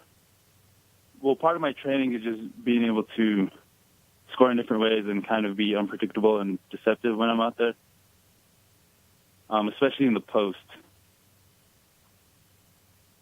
When you talk about the post, are you a back to the basket type of guy? Or are you unafraid to face up? Yeah, I grew up being one of the tallest around. I grew up with my back to the basket, so I'm pretty comfortable with that. But I would say within the past 2 or 3 years, I've really developed a face-up game, being able to attack off the dribble, pull-ups, and face-up jump shots. So, I've just been working hard to extend my game as much as I can. Team's off to a 3-1 start. Wins over Superior and Stout. Superior 60-48 and Stout 82-80 in overtime. Unfortunately, Carrollton snipped you guys 76-65, but you thumped St. Lawrence 71-51. But you've got two huge games coming up on the road this coming weekend, a week from now, at Whitman and at Whitworth. How do you guys feel about your start to the season, and what do you think about this coming weekend? We've been excited with the way we've been playing. We've been having a lot of energy. We're really working to play for each other this year, and we know that when we have the energy, that we can compete with anybody. We have the talent to do so. We got good leaders on the team, and we just got one of our better players back from an injury, John Hatch. So that's been really good for us. Confident-wise. You got the number one team in the country in Whitman coming up. Does that mean anything to you guys? Does that maybe raise your game a little bit? How do you approach playing a team like a number one team in the country? Yeah, we definitely know what's at stake when you're playing a team like that. Having the chance to potentially take them out and raise our case for March time. But we're also approaching it like we would any other game. We like to say that it's a business trip, and we just need to go there and take care of business and not get too starry-eyed or try to play up to them, and instead have them play up to us. Is Coach Partry around the corner from you feeding that one? That sounded very much like a coach talking. Yeah, I guess it's just something that we usually keep at the back of our minds in our program. Makes total sense, and it's great to hear that from a student-athlete's point of view versus we always hear it from coaches. Hey, very quick, back to the Rezball, back to the native game, as it were. Do you feel like you're part of many players or several players now that are kind of raising the spotlight of the native game and these rural reservations and this quality of players that are there? And do you feel like you're not you specifically, but you as a group are helping trailblaze maybe a new crop of talent in this country and in the college game?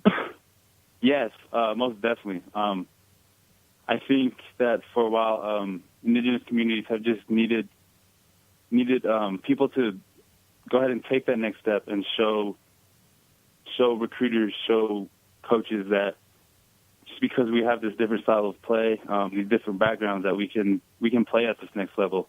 And even in that, it's a big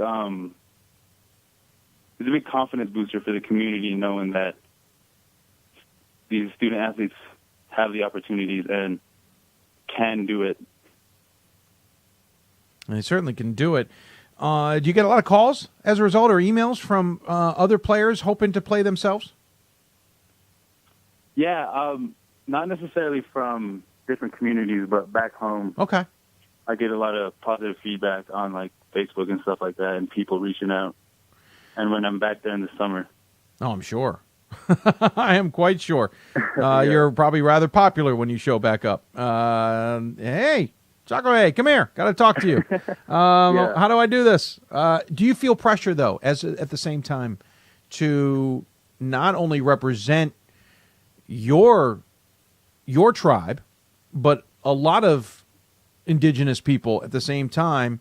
And does that pressure also kind of stick with you throughout, that you know how you carry yourself, how you play, how you act, react, and all of that is maybe being watched and judged in a different way? Yeah, there's a pressure there, but I tend to think of it as more of a positive thing. Okay. And use it as a motivation to know that not many Native athletes have been given this chance, so with this chance, I just want to do the best I can and do that, make changes, make a positive change in my community, and give the younger kids encouragement that they can do it, and just really show them how to do that. And with that, I always have that in the back of my head when I'm making decisions, whether it's something as simple as studying, working hard to get good grades, or put extra gym time so I can continue to grow as a player. By the way, what's your major? I'm still figuring that out. I was thinking... Don't blame you.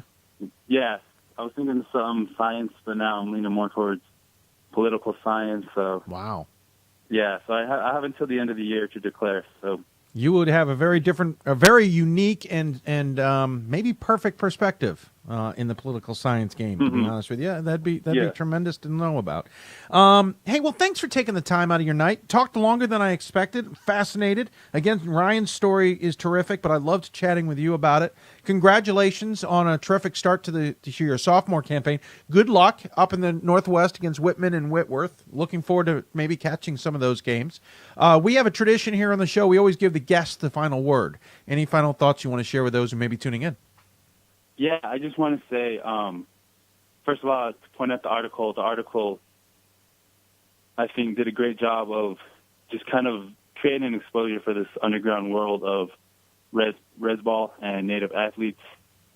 And, these Native athletes, there's so much talent out there in these indigenous communities, but it's just unfortunate because they don't get the exposure that they need in order to take their game to the next level. Sure. Well, you do your tribe well, and you certainly do your team and college well. Congratulations. Thanks for taking the time for joining me. I really appreciate it. Look forward to watching the next 2.5 years of your career with the Tigers. And, hey, at least enjoy the break that's coming up, and enjoy the rest of the season at the same time. All right, I appreciate that a lot, and thanks for having me. Absolutely. Take care of yourself. Thank you. You too. Jagger Heya Black. We didn't have it on the graphic. We normally do, but it is spelled COOXOOEII. Jagger Heya. Learned something here on Hoopsville, don't you? Tremendous young man. Appreciate him taking the time. Rezball's got me fascinated. Ryan's article, the conversation with Jagger Heya Black, I'm fascinated. I love it. I think it's great. And I think there is a place for it in Division III. I think there's a place for it in all of college basketball, to be blunt. But if there's not, tell me there isn't a more perfect place for these student athletes who want to continue playing while getting a good education. Division III is perfect. They don't have to go JUCO. Let's get some Division III schools to realize this talent is out there, and it's clearly around the country. It's not just in certain areas. When you have 124 teams showing up in Phoenix to play, and Jagger Heya Black's team wasn't even there, this is great. I would love to see more players of Native American background in the game, especially in Division III, but in college basketball. as well. Going to take a break. When we come back, we'll go back to our Milestones segments, talk to Mike Durbin, head coach of St. Benedict's women's basketball, obviously women's. We'll talk to him about his milestones as well. You listen to Hoopsville, presented by D3Hoops.com from the WBCA NABC Studios. More Hoopsville after this. Cheer for the stumbles. The he shoulda had that's. And the tears that linger. For in those moments, greatness lies. There, you will find the provoked, the determined, the unified. It's in those moments that champions are born.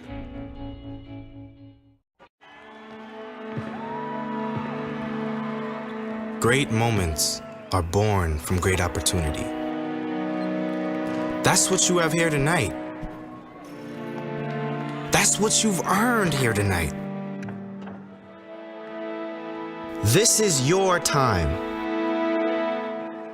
Now go out there and take it.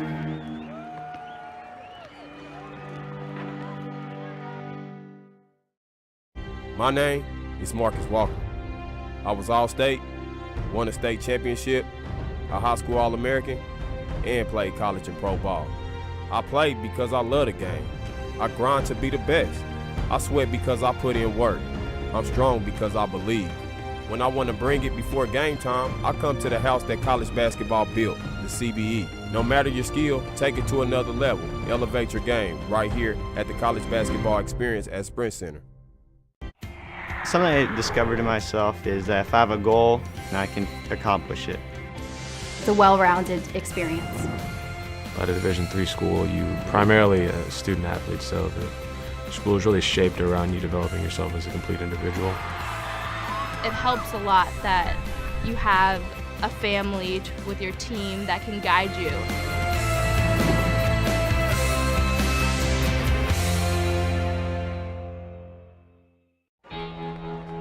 Cheer for the stumbles. The he shoulda had that's. And the tears that linger. For in those moments, greatness lies. There, you will find the provoked, the determined, the unified. It's in those moments that champions are born.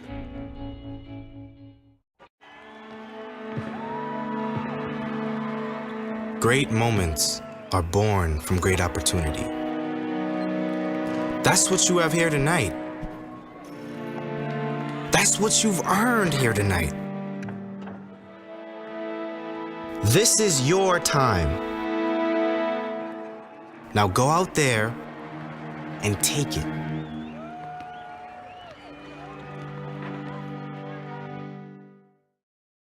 My name is Marcus Walker. I was All-State, won a state championship, a high school All-American, and played college and pro ball. I played because I love the game. I grind to be the best. I sweat because I put in work. I'm strong because I believe. When I want to bring it before game time, I come to the house that college basketball built, the CBE. No matter your skill, take it to another level. Elevate your game right here at the College Basketball Experience at Sprint Center. Welcome back to Hoopsville, everybody. Hope you're enjoying the show. Fascinating segment just the last there with Jagger Heya Black. I'm not going to forget how to say that name. I would hope Colorado College maybe comes to the D3Hoops.com Classic, and I really hope the Tigers get in the NCAA tournament to see him get featured maybe more. Watch for Colorado College. We didn't get a chance to talk about conference play, but watch out for them in the SCAC. I think the SCAC, as we've seen recently, is kind of ripe for the taking. It's a bit of a young conference in terms of age of the players and experience, and maybe Colorado College can break through.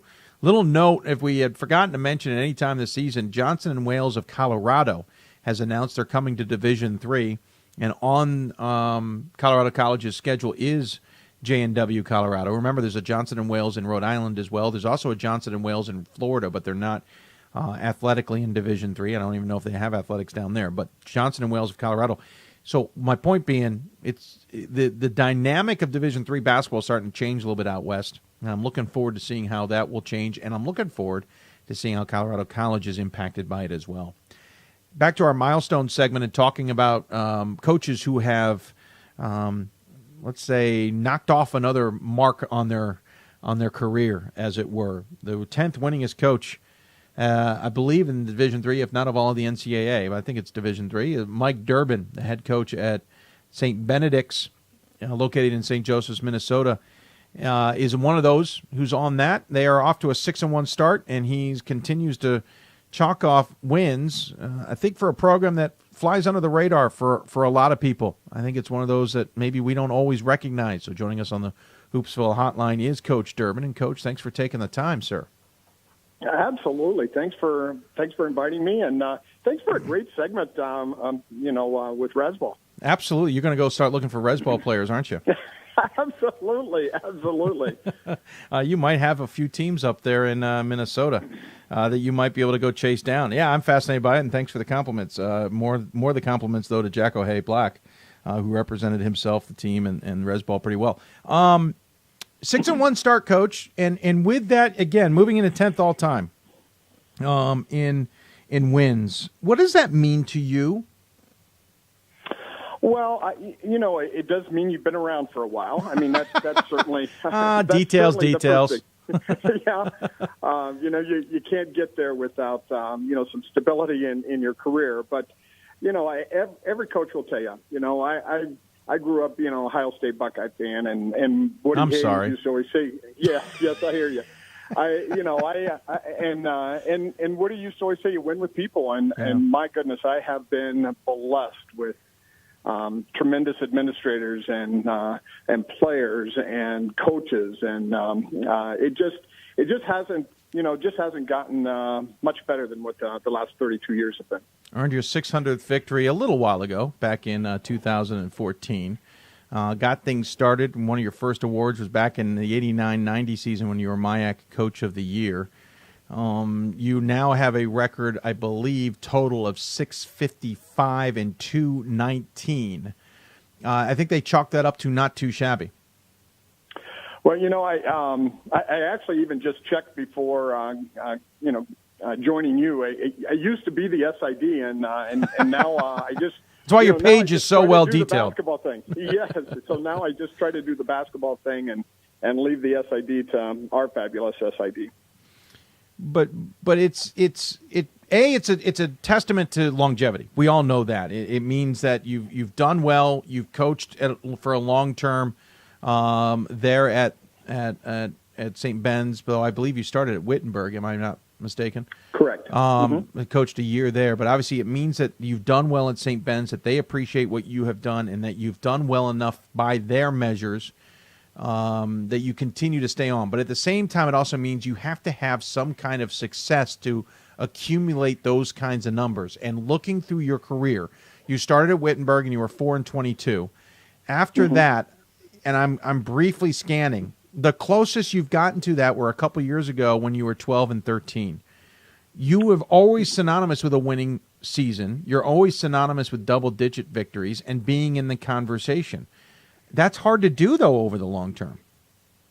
Well, and I do think it is, I think it is tough also within our conference. And when you do look at that first year at Wittenberg, you're like, how did that guy ever get another job? I wasn't going to ask.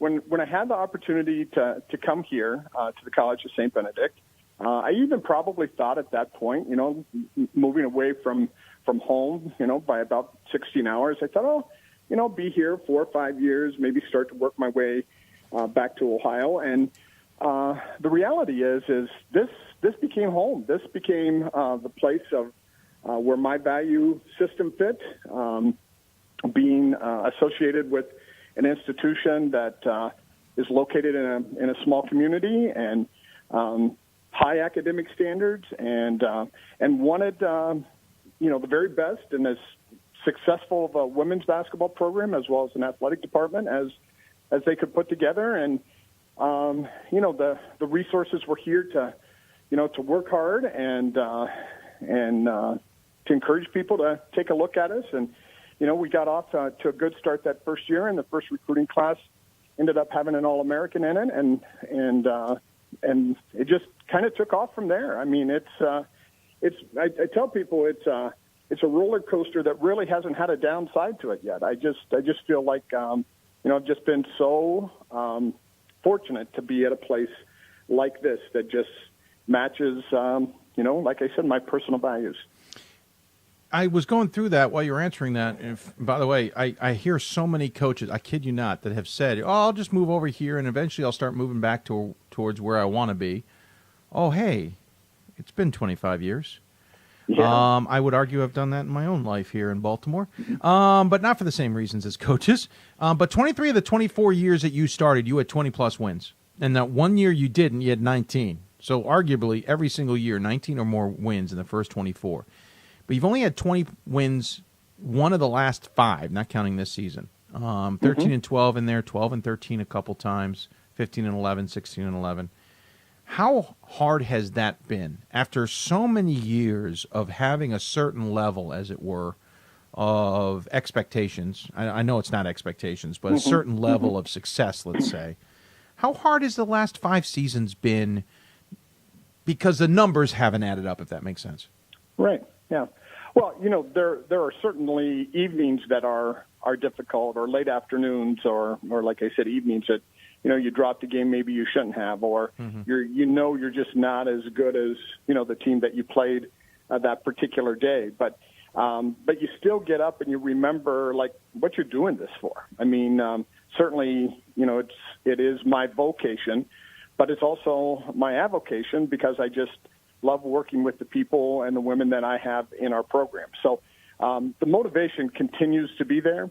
I think it's probably stronger than ever because I want to get us back to where we were, through the 90s and in the early 2000s. And I'm very proud of that part of my resume, but I'm equally proud of, I think, the effort that's being put forth to try to bring us, back into that, top 2, top 3, whatever it might be, and see if we can make some noise in the conference playoffs or, maybe get that invite back to the NCAA tournament. Yeah, those 24 seasons, I just lost the count. I think I saw 13, 4, 5, 6, 7, 8, 9, 10, 11, 12 championships of some kind, try, solo, whatever. And, of course, since then, the best you've been has been third, and that was back in actually the end of that 24th season. That doesn't even count. So the best you've been since then is fourth.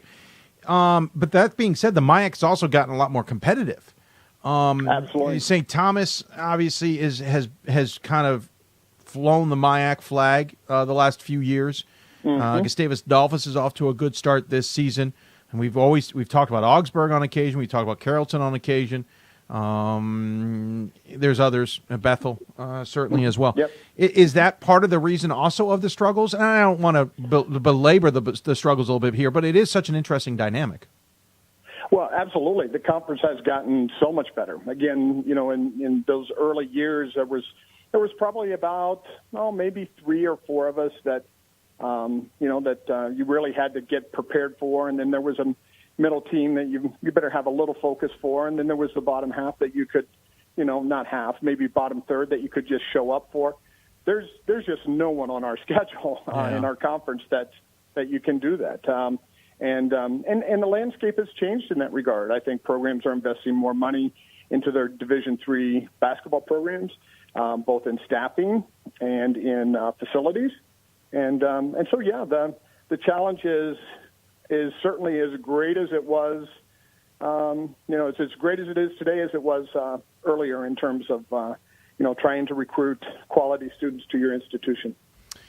Talking to Mike Durbin, head coach of the College of St. Benedict, located, of course, in St. Joseph's, Minnesota, because everything's got to be named after the other school, right? Of course, you guys have that unique kind of relationship, as it were, with St. John's. That said, and correct me here because I don't know it as well, and as much as I try to pay attention, it's hard. St. John's has its campus. You guys have your campus. How far apart are they? I can see it, but I don't know the exact distance. What's the distance considered there? Yeah, it's about 3 miles, and okay. and there's a bus that goes back and forth between the two institutions. So our women can take classes at St. John's, and the St. John's men can take classes at CSB. But you're essentially, so it's an interesting hybrid where you're essentially St. Benedict's, so you're an all-women's school, but you're kind of in a marriage, for lack of a better term, which is ironic, with St. John's. So has that affected your recruiting to some degree, that you're trying to sell an all-women's school that's not technically an all-women's school? Does that make any sense? I don't know if I've got that question right. Well, we have a very positive relationship with St. John's and vice versa, and I think because St. John's has such a quality athletic program, maybe specifically football and basketball. Yeah, kind of good. So there's name recognition immediately. I still am surprised sometimes when I run into somebody and they go, "Oh yeah, I know where St. Ben's is at." Then on the flip side of that, it'll be, "Where's that at?" Or is that in Minnesota, or whatever the case might be. Right. And so I think that really we tell people the only difference between really the two places is that our athletic departments are separate and our res halls are separate. So everything else is combined. It's funny. I keep putting in college at St. Benedict into Google Maps, and it's taking me to St. John's University. I'm getting a little frustrated. I finally tricked it into doing what I wanted it to do. It is an 8-minute drive for anybody who cares at home, roughly. Yep. Well, let's call it 10 to be safe. But my question then would transition into, so how much has the recruiting changed? Are you still finding student athletes who want to go to an all-women's school? And yes, I've got in mind that there's the Welsleys out there, and there's the other all-women's schools, the Hollands of the world and the Bryn Mawrs, et cetera, because the women's institutions are certainly much stronger than the all-male institutions have been in terms of numbers. But have you found that anything has changed in this generation towards an all-women's school? I have not. I think, again, what we have to offer, both from an academic and student development perspective, I don't find that to be a major, recruiting hurdle that has to be jumped. I think if students come to our campus, it's much easier for them to understand and appreciate than if I'm trying to explain it to them over the phone. Okay, sure. So I think there may be some apprehension at the front end that, oh no, I don't want to go to an all-women's institution.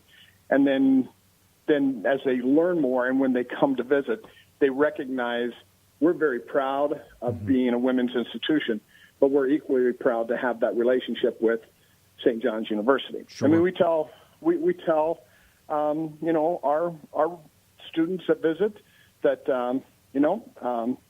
CSB is for women is number one every day. Everything we do in programming, everything we do to prepare them for their vocation.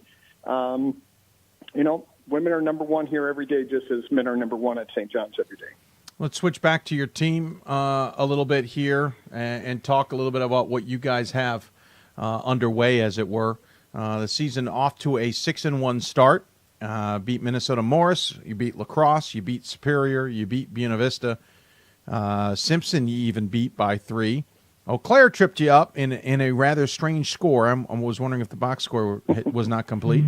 And then you beat Bethel by 4 to at least get that loss out from underneath you. How's the season started from your point of view, though? Well, I think this is as tough a preseason schedule as we've played in a few years, and so I'm really pleased with how we've come through that non-conference portion of our schedule, and I was hopeful, of course, that it would help prepare us for the Bethel game yesterday, and I do think it did help us because we'd played in some close games and we'd played in some physical games, and we had faced good competition that was kind of taking us out of the things that we like to do. But in the end, I think I'll be able to look back on this season at some point and say that our non-conference schedule really did help get us ready for this conference season. But, it's early in the year, and as we've mentioned before, there's a few teams that we have to jump above here if we want to have the kind of season that we would like. You're receiving some top 25 attention, at least some voters putting you on their ballots. Does that mean anything to you? Well, I told the team the only poll I really care about is the one that comes out in March, and that's coach talk, and every coach will tell you that. Thank you for admitting it. Yes, I will tell you, though, I will say that it's been a while that I think, as you mentioned, we've flown under the radar with good reason, where we haven't had the success that maybe we had, again in the 90s and 2000s. That it's nice to be noticed, and more than that, even to be respected again. And so, both from certainly my perspective, but more to the credit of what they have accomplished early in the season, is that their efforts have brought respect to their game and how well they are playing. You're led by two twin towers, let's call it. 6'3" Nikki Fokin, a senior, 5'11" Chelsea. Is it Gutter? How do you say Chelsea? Yep. Getter. Okay, ignore the U. Mm-hmm. Also a senior, 5'11". And then it's a freshman who actually comes in third on the scoring tally. By the way, Nikki, 12.2 points a game. Chelsea, 9.6. 7.7 from Haley Fingelson. I apologize. Yes, I've got a lot of Norwegian names in my head, and I'm just losing it now. 5'7", too. So you've got a lot of size on this team leading the way. You've got some very key seniors who are also leading the way, and there's a third one we haven't even mentioned in Kate Manovitz. This team feels like maybe a little sneaky. You've got maybe some of the parts that everybody would love to have right now, and you've got them at the right time, if that makes any sense. Well, we do have them at the right time because that size is they're seniors, right? And they have been they've been through some of those early struggles. When they came into the program as first and second year players, and I give them so much credit for one, hanging in there, and two, actually continuing to be motivated every day when they come to practice to be the best player they can be on that day, and hopefully when we play on a Wednesday or Saturday that work that they've put in will pay off. Our preseason conditioning and strength training was the best ever, and I put all that credit on this year's seniors and their leadership. Tell me about this conference. We've talked about who's flown the flag the last few years. Of course, St. Thomas took a loss against Bowdoin earlier this season. The men's side has gotten deeper at the top in recent years. I feel like the women's is as well. But from your vantage point, who's the teams to beat necessarily, and where do you think you guys slot in? Well, you mentioned you mentioned two of them earlier.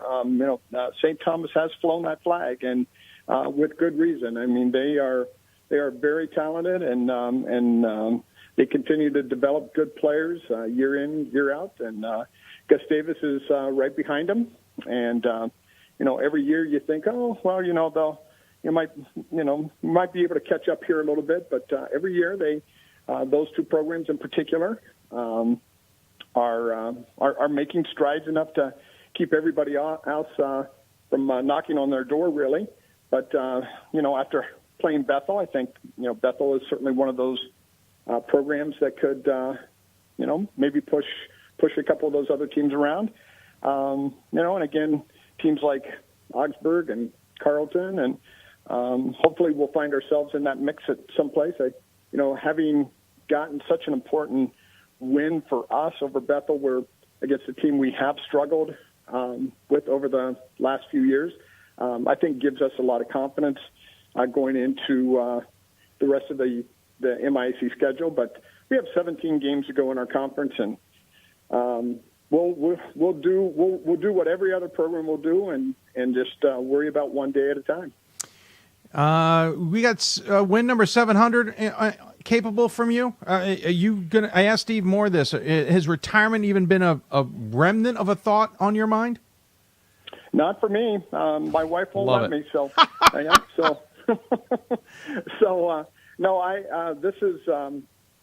this is something I just continue to enjoy at a place I continue to love, and with the people that come to practice and that I get to meet, there's just no better place, and I'm thrilled to be here and want to be here as long as I feel like I'm still excited about recruiting.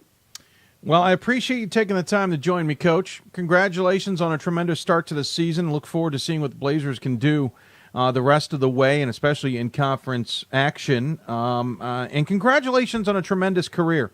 You may not have gotten back to Ohio, but as you said, you found a home in Minnesota, and I think it has suited you well. And, enjoy the holidays. As always, we give the coach the final word, though. Any final thoughts you want to share with those who may be tuning in? Well, I think we're coaching the greatest sport there is at the most purest level, with opportunities to make an impact with young people, and I just can't imagine that there's a better thing to do in one's life than to be able to enjoy the moment as much as you can with the people that you're surrounded with and the people you get to work with, and I count myself among the blessed. Well, you have done tremendously well. Thank you for taking the time. Enjoy the holidays, and we will look forward to talking about the Blazers down the road and hopefully be talking to you late February, early March. Dave, thank you very much for this opportunity to come on Hoopsville. Thank you, Coach. Take care of yourself, all right? Coach Durbin joining us here on the Hoopsville Hotline. Again, Blazers are 6-1. I think the MIAC race is going to be fascinating this year. I don't think there's a team to beat. Or not, I shouldn't say it that way. There is teams to beat. St. Thomas has got a target on his back, and their back, and you heard Coach Durbin talk about others who are out there who are certainly good. But I don't think there's a team that you definitely say they're winning and everybody else is playing for second. I don't think that's the case this year in the MIAC. Look forward to seeing how it all plays out. Apologize to you, those of you who are tuning in on the simulcast on Facebook. I noticed there were a couple comments. Due to some glitches, I just hadn't had a chance to see them.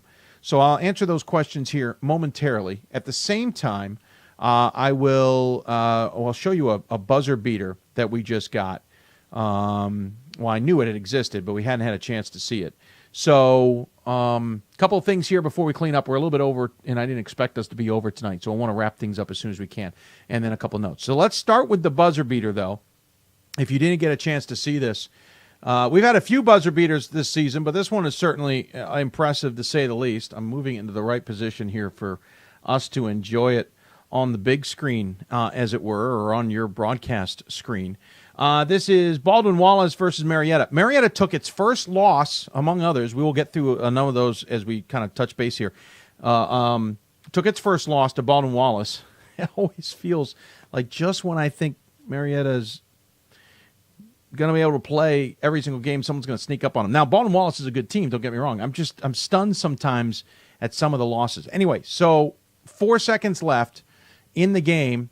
Marietta leads by 1 against Baldwin Wallace, and here's how it played out.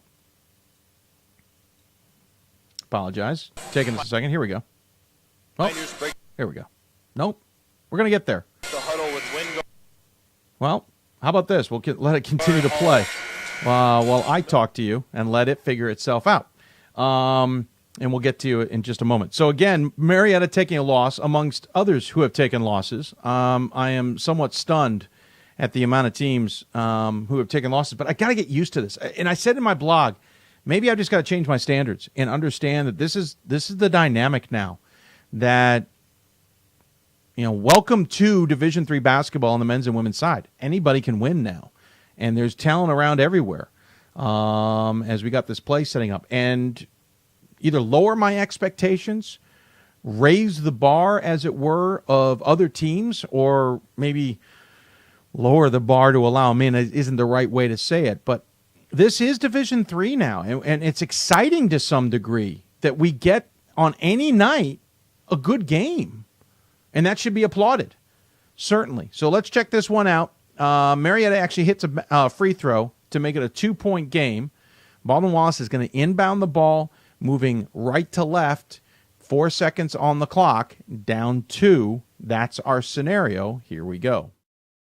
So Featheroff inbounds the battle. 3 seconds to go. 2 now. Pass is tipped. Quiring gets it off though, and he banks it in. Oh my God! Oh my God! Michael Quiring with the stunner banks it in from beyond the arc. That's incredible. That is absolutely incredible. Thank you, Brendan Gulick, for sharing that with me. That's actually Marietta's broadcast. I want to thank Marietta for the good web stream there. That's an unreal bank shot from way too deep to be worth it. But tremendous effort, to say the least, for the big win there by Baldwin Wallace over Marietta. And that's just the way things are going to be this year. I think, I got a question, and this gets me transitioned in. Brian Bayman asks me, what about Oshkosh beating the number 2? I like Oshkosh. I think Oshkosh is a good team. I've got them in my top 25. I like who they are as a unit. I think they can play very well. Am I surprised they beat number 2? Maybe a little bit in Augustana, because I have Augustana number 2 too, because I thought the Vikings would play well. But remember, Warford is out now, suffered an ACL against Illinois in a game that didn't count for Augustana. But nonetheless, he's out. Maybe Augustana has to adjust. I heard a great point. When Warford went out last year, they had Johnson for the Vikings on the team, and he really stepped up and played very well. He was certainly instrumental on their run to Salem and into the championship game and coming up short. He certainly was very important for that run for Augustana. He's not there. And when I said on the last show that Augustana losing Warford, I wasn't overly concerned about, because they showed last year when Warford was removed from the team that they could still win. I forgot about the fact that Johnson is still there. Well, Johnson's no longer there. So maybe there's a dynamic here that has changed, and I've given Augustana too much credit. They're still a darn good team. But I guess back to the previous comment, maybe I'm not supposed to be surprised that Oshkosh won that game. By the way, the picture on T3Hoops.com is tremendous. The look on Gray Giovanni's face is beautiful. And I mean it because he has that look like this isn't going our way. And he's one of those coaches that doesn't hide. He wears his emotions on his sleeve, as we all know, or when he takes off his jacket, it's on his tie maybe. Oh, or not tie, maybe it's just on his shirt. He's very aware of the game. That look to me wasn't of disgust. It wasn't of I can't believe this is happening. It was one of, yeah, this is happening. And Oshkosh is beating us. And I love it. By the way, Williams lost. Williams lost to Wesleyan, which is going to finally give me a chance to vote for Wesleyan, I think. I got one more question on Facebook that I will get to, but I wanted to go through the top 25 very quickly on the men's and women's side. So Oshkosh beats Augustana in overtime, double overtime, 95-89. In overtime, Wesleyan beat Williams 72-67. Baldwin Wallace, as we mentioned, beat Marietta. So that's 3 teams in the top 6 that lost. You have to go down to 19 to find that Ohio Wesleyan lost to Hanover. Here's another example of what I was talking about earlier, Tufts Rochester women. I hope that no one punishes Ohio Wesleyan for losing by 1 to Hanover, who was ranked 7th and Ohio Wesleyan 16th. If anything, I might raise Ohio Wesleyan up further because they barely lost to Hanover, and they came back and beat DePaul 105-71. The Battling Bishops look to have a pretty darn good team. Christopher and Newport beat Salisbury 71-66. And then lost to Frostburg 83-81 in overtime. That's the kind of game you question. Hobart, I knew I was going to do this to him, and I apologize. The Statesmen went 2-0, beating 2 top 25 teams. Then lost to Brockport 89-83. Okay. But then they lost to Union 67-62 before beating Vassar 85-73. Hello and goodbye to Hobart in the top 25. I feel bad for him. Skidmore, by the way, just of note, continues to win. They're 6-0 now. Bowdoin then lost to Colby, 89-84. Emory lost to Hampden-Sydney, 90-85. Say, what? This is a Hampden-Sydney squad that didn't look good to start this season, and they go and beat Emory by 5. And Worcester lost to Denison and Wabash, as we mentioned. Babson, it is not the same team, folks. Lost to Albertus Magnus 85-81. I guess I'm not blown away by that. I think Albertus Magnus is a darn good team out of the Northeast. Watch out for them this year. They're sneaky good. I think just as good as they have been in the past when we were used to them being good in the top 25. The Babson then beat Brandeis, okay, but then they lost to Salem State by 5. Babson is 4-4. They just are not the team many expected, despite we understand they lost Joey Flannery, but I think a lot of people thought this team would still be pretty darn good. They are struggling at 4-4. Tufts lost to Salem State as well, by the way, 77-67. Salem State ended up winning that tournament out there that weekend. Tufts is 4-3. St. Thomas lost to Hamlin, and I think maybe that's what we should have expected. I don't know why I put St. Thomas in my top 25 when I think I expected their start to be good, but they would struggle a little bit after that, and now we're seeing it. Maybe I'm being a little hard on myself and not being fair to them. Illinois Wesleyan lost its only game of the week to Carthage 74-72 in an incredible game. Dickinson lost to Swarthmore 78-66 today. And again, Dickinson losing to a team that's ranked. You can't really knock them for that. Endicott lost to Nichols 105-82. That's the Nichols team I'm expecting. I took them out of my top 25. I figured temporarily that win over Endicott is exactly what I expected to see this season. Bethel lost to Augsburg and St. John's. I like St. John's. They're 30th in the country. I've got them pretty darn high if you've been reading my ballot. I like St. John's. Guilford lost again. They're 3-3. They lost to W&L before beating Bridgewater. I'm not sure what's going on at Guilford. They're supposed to be better than this, to be blunt. I was down there. I was unable to get on campus or see anybody, but I think Guilford's better than 3-3, and I'm a little nervous. St. John Fisher now lost to Cortland. They're now 2-3. I thought they'd be at least better. I thought highly of them, but that surprised me. And then Puget Sound, who was getting a vote, lost to both Whitworth and Whitman to start conference play. We'll see how that plays out. Quickly on the women's side, top 25, pretty quiet in the top 8, but Rochester, as we mentioned, lost to Tufts. Then down to 13, we mentioned at the beginning of the show, Austin beating WashU. Scranton, we mentioned losing at number 16. Another one that jumped, we mentioned, but Puget Sound and Whitman played, and Whitman handled them easily, 80-69, I should say. And then Wheaton lost to Chicago earlier this week, 82-77. Most of the losses on the women's side came in the non-receiving votes category. Mass Dartmouth lost to Bowdoin, 91-53. Bowdoin's good, folks. Bowdoin's really good. Bethel lost twice, both Northwestern and the previously mentioned interviewed St. Benedict. Carthage lost to Illinois Wesleyan. Williams lost to both Skidmore and Rochester. Moravian lost to Elizabethtown. Claremont Mudd Scripps lost to La Sierra, which kind of caught me by surprise. Oneonta lost to Hartwick and Geneseo. Carnegie Mellon lost to Capital. St. Benedict, as we talked about, lost to Eau Claire and then beat Bethel. And then Stevens Point lost to Carthage and St. Thomas. So a lot of interesting results in the top 25 this week. Back to the question I got. Another one I got was, do you have any thoughts on the Stevens Point basketball team this year? I know they aren't as good as they should be, and we're talking about men's basketball, I would assume. I have mentioned on previous shows what I have thought of St. Thomas this season, or Stevens Point, I apologize, Stevens Point this season. I will refer you to other shows, but I'll wrap it up succinctly. The investigation continues. I think there are certain individuals who are hurting the program in the long term. I'll put it bluntly like that. I'm not going to go into more details because I can't. But my opinion is that the ego, for lack of a better description, and mentality of some individuals is going to hurt the men's program and maybe the department in the long term, and even in the short term. Stevens Point has fallen quickly since its national championship. I don't know anything about recruiting. I don't know about how transfers come into schools. I don't know if Stevens Point is on the mind of anybody. I don't know how much this investigation is hurting them, but it's got to be hurting them.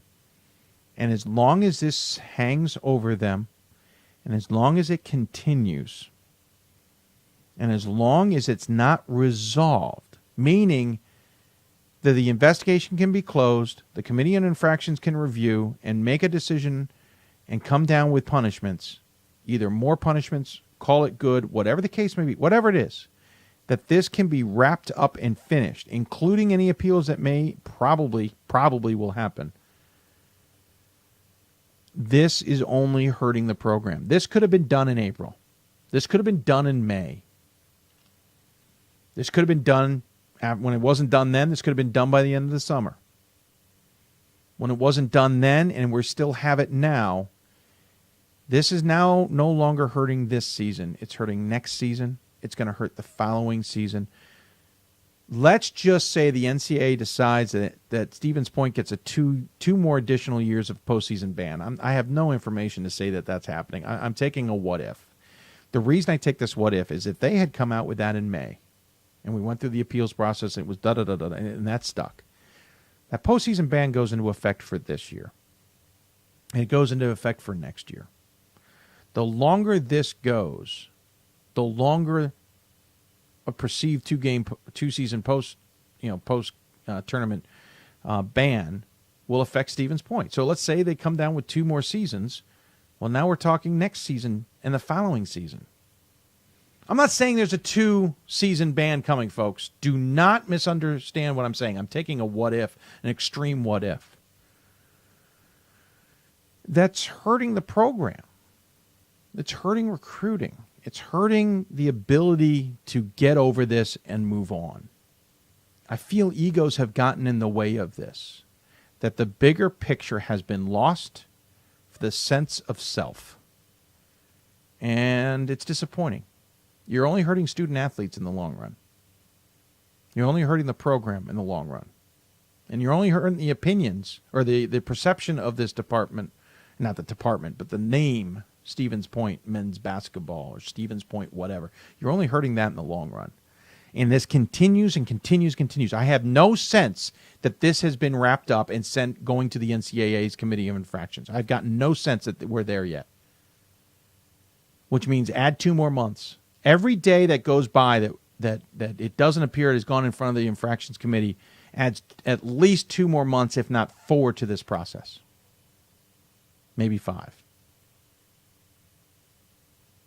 It's not good. I feel bad for those at Stevens Point. Appreciate the kind words about the Steve Moore interview. We enjoyed having him on. Ira Thor still driving home. Sir, you need help. I at least got home. Daryl Duncan says, I used to teach a family communications group when I worked at juvenile detention.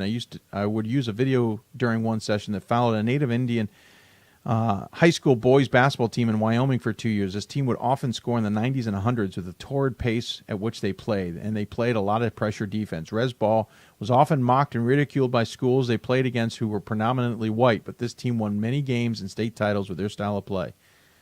I don't know why we ridicule it.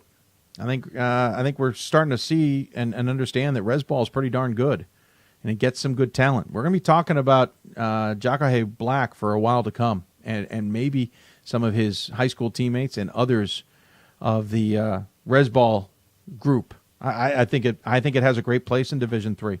Why not? Let's go. Bring it on. Let's see more of it. That's going to wrap it up for our show. We're going to be back on the air on Thursday night.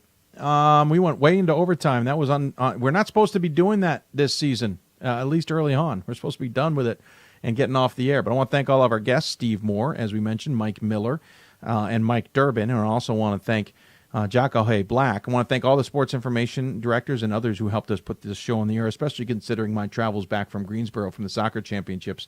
Not easy to do it, but they were willing to help out, and we got the show on the air, and I want to thank them all for that. Thursday's show, we'll have some more interesting topics to discuss, and of course we'll have another show on Sunday before I have to focus on football for a week. So we have a total of 1, 2, 3, I think it's like 4 more shows before the holidays. I hope you'll tune in and enjoy them. Don't forget, you can always tweet us at D3Hoopsville or hashtag Hoopsville. Email us, hoopsville@d3hoops.com, or join us on Facebook at facebook.com/Hoopsville. A lot of coaches hitting milestones. If you haven't noticed them, go online. 2 milestones I want to point out. I think I mentioned WashU women's basketball getting their 800th victory. Congratulations to them. Well, I also want to congratulate Hope on getting 800 as well.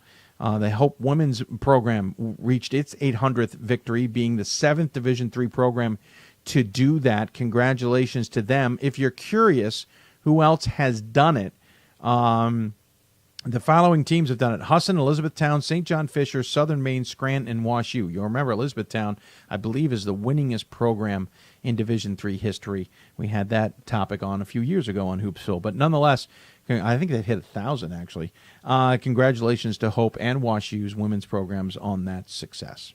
And with that note, we're going to wrap things up. Thanks for tuning in. Appreciate you taking the time to join us on the show. We'll be back on the air Thursday, 7 o'clock Eastern Time, right here from the WBCA NABC Studios, of course, presented by D3Hoops.com. Thanks for tuning in, everybody.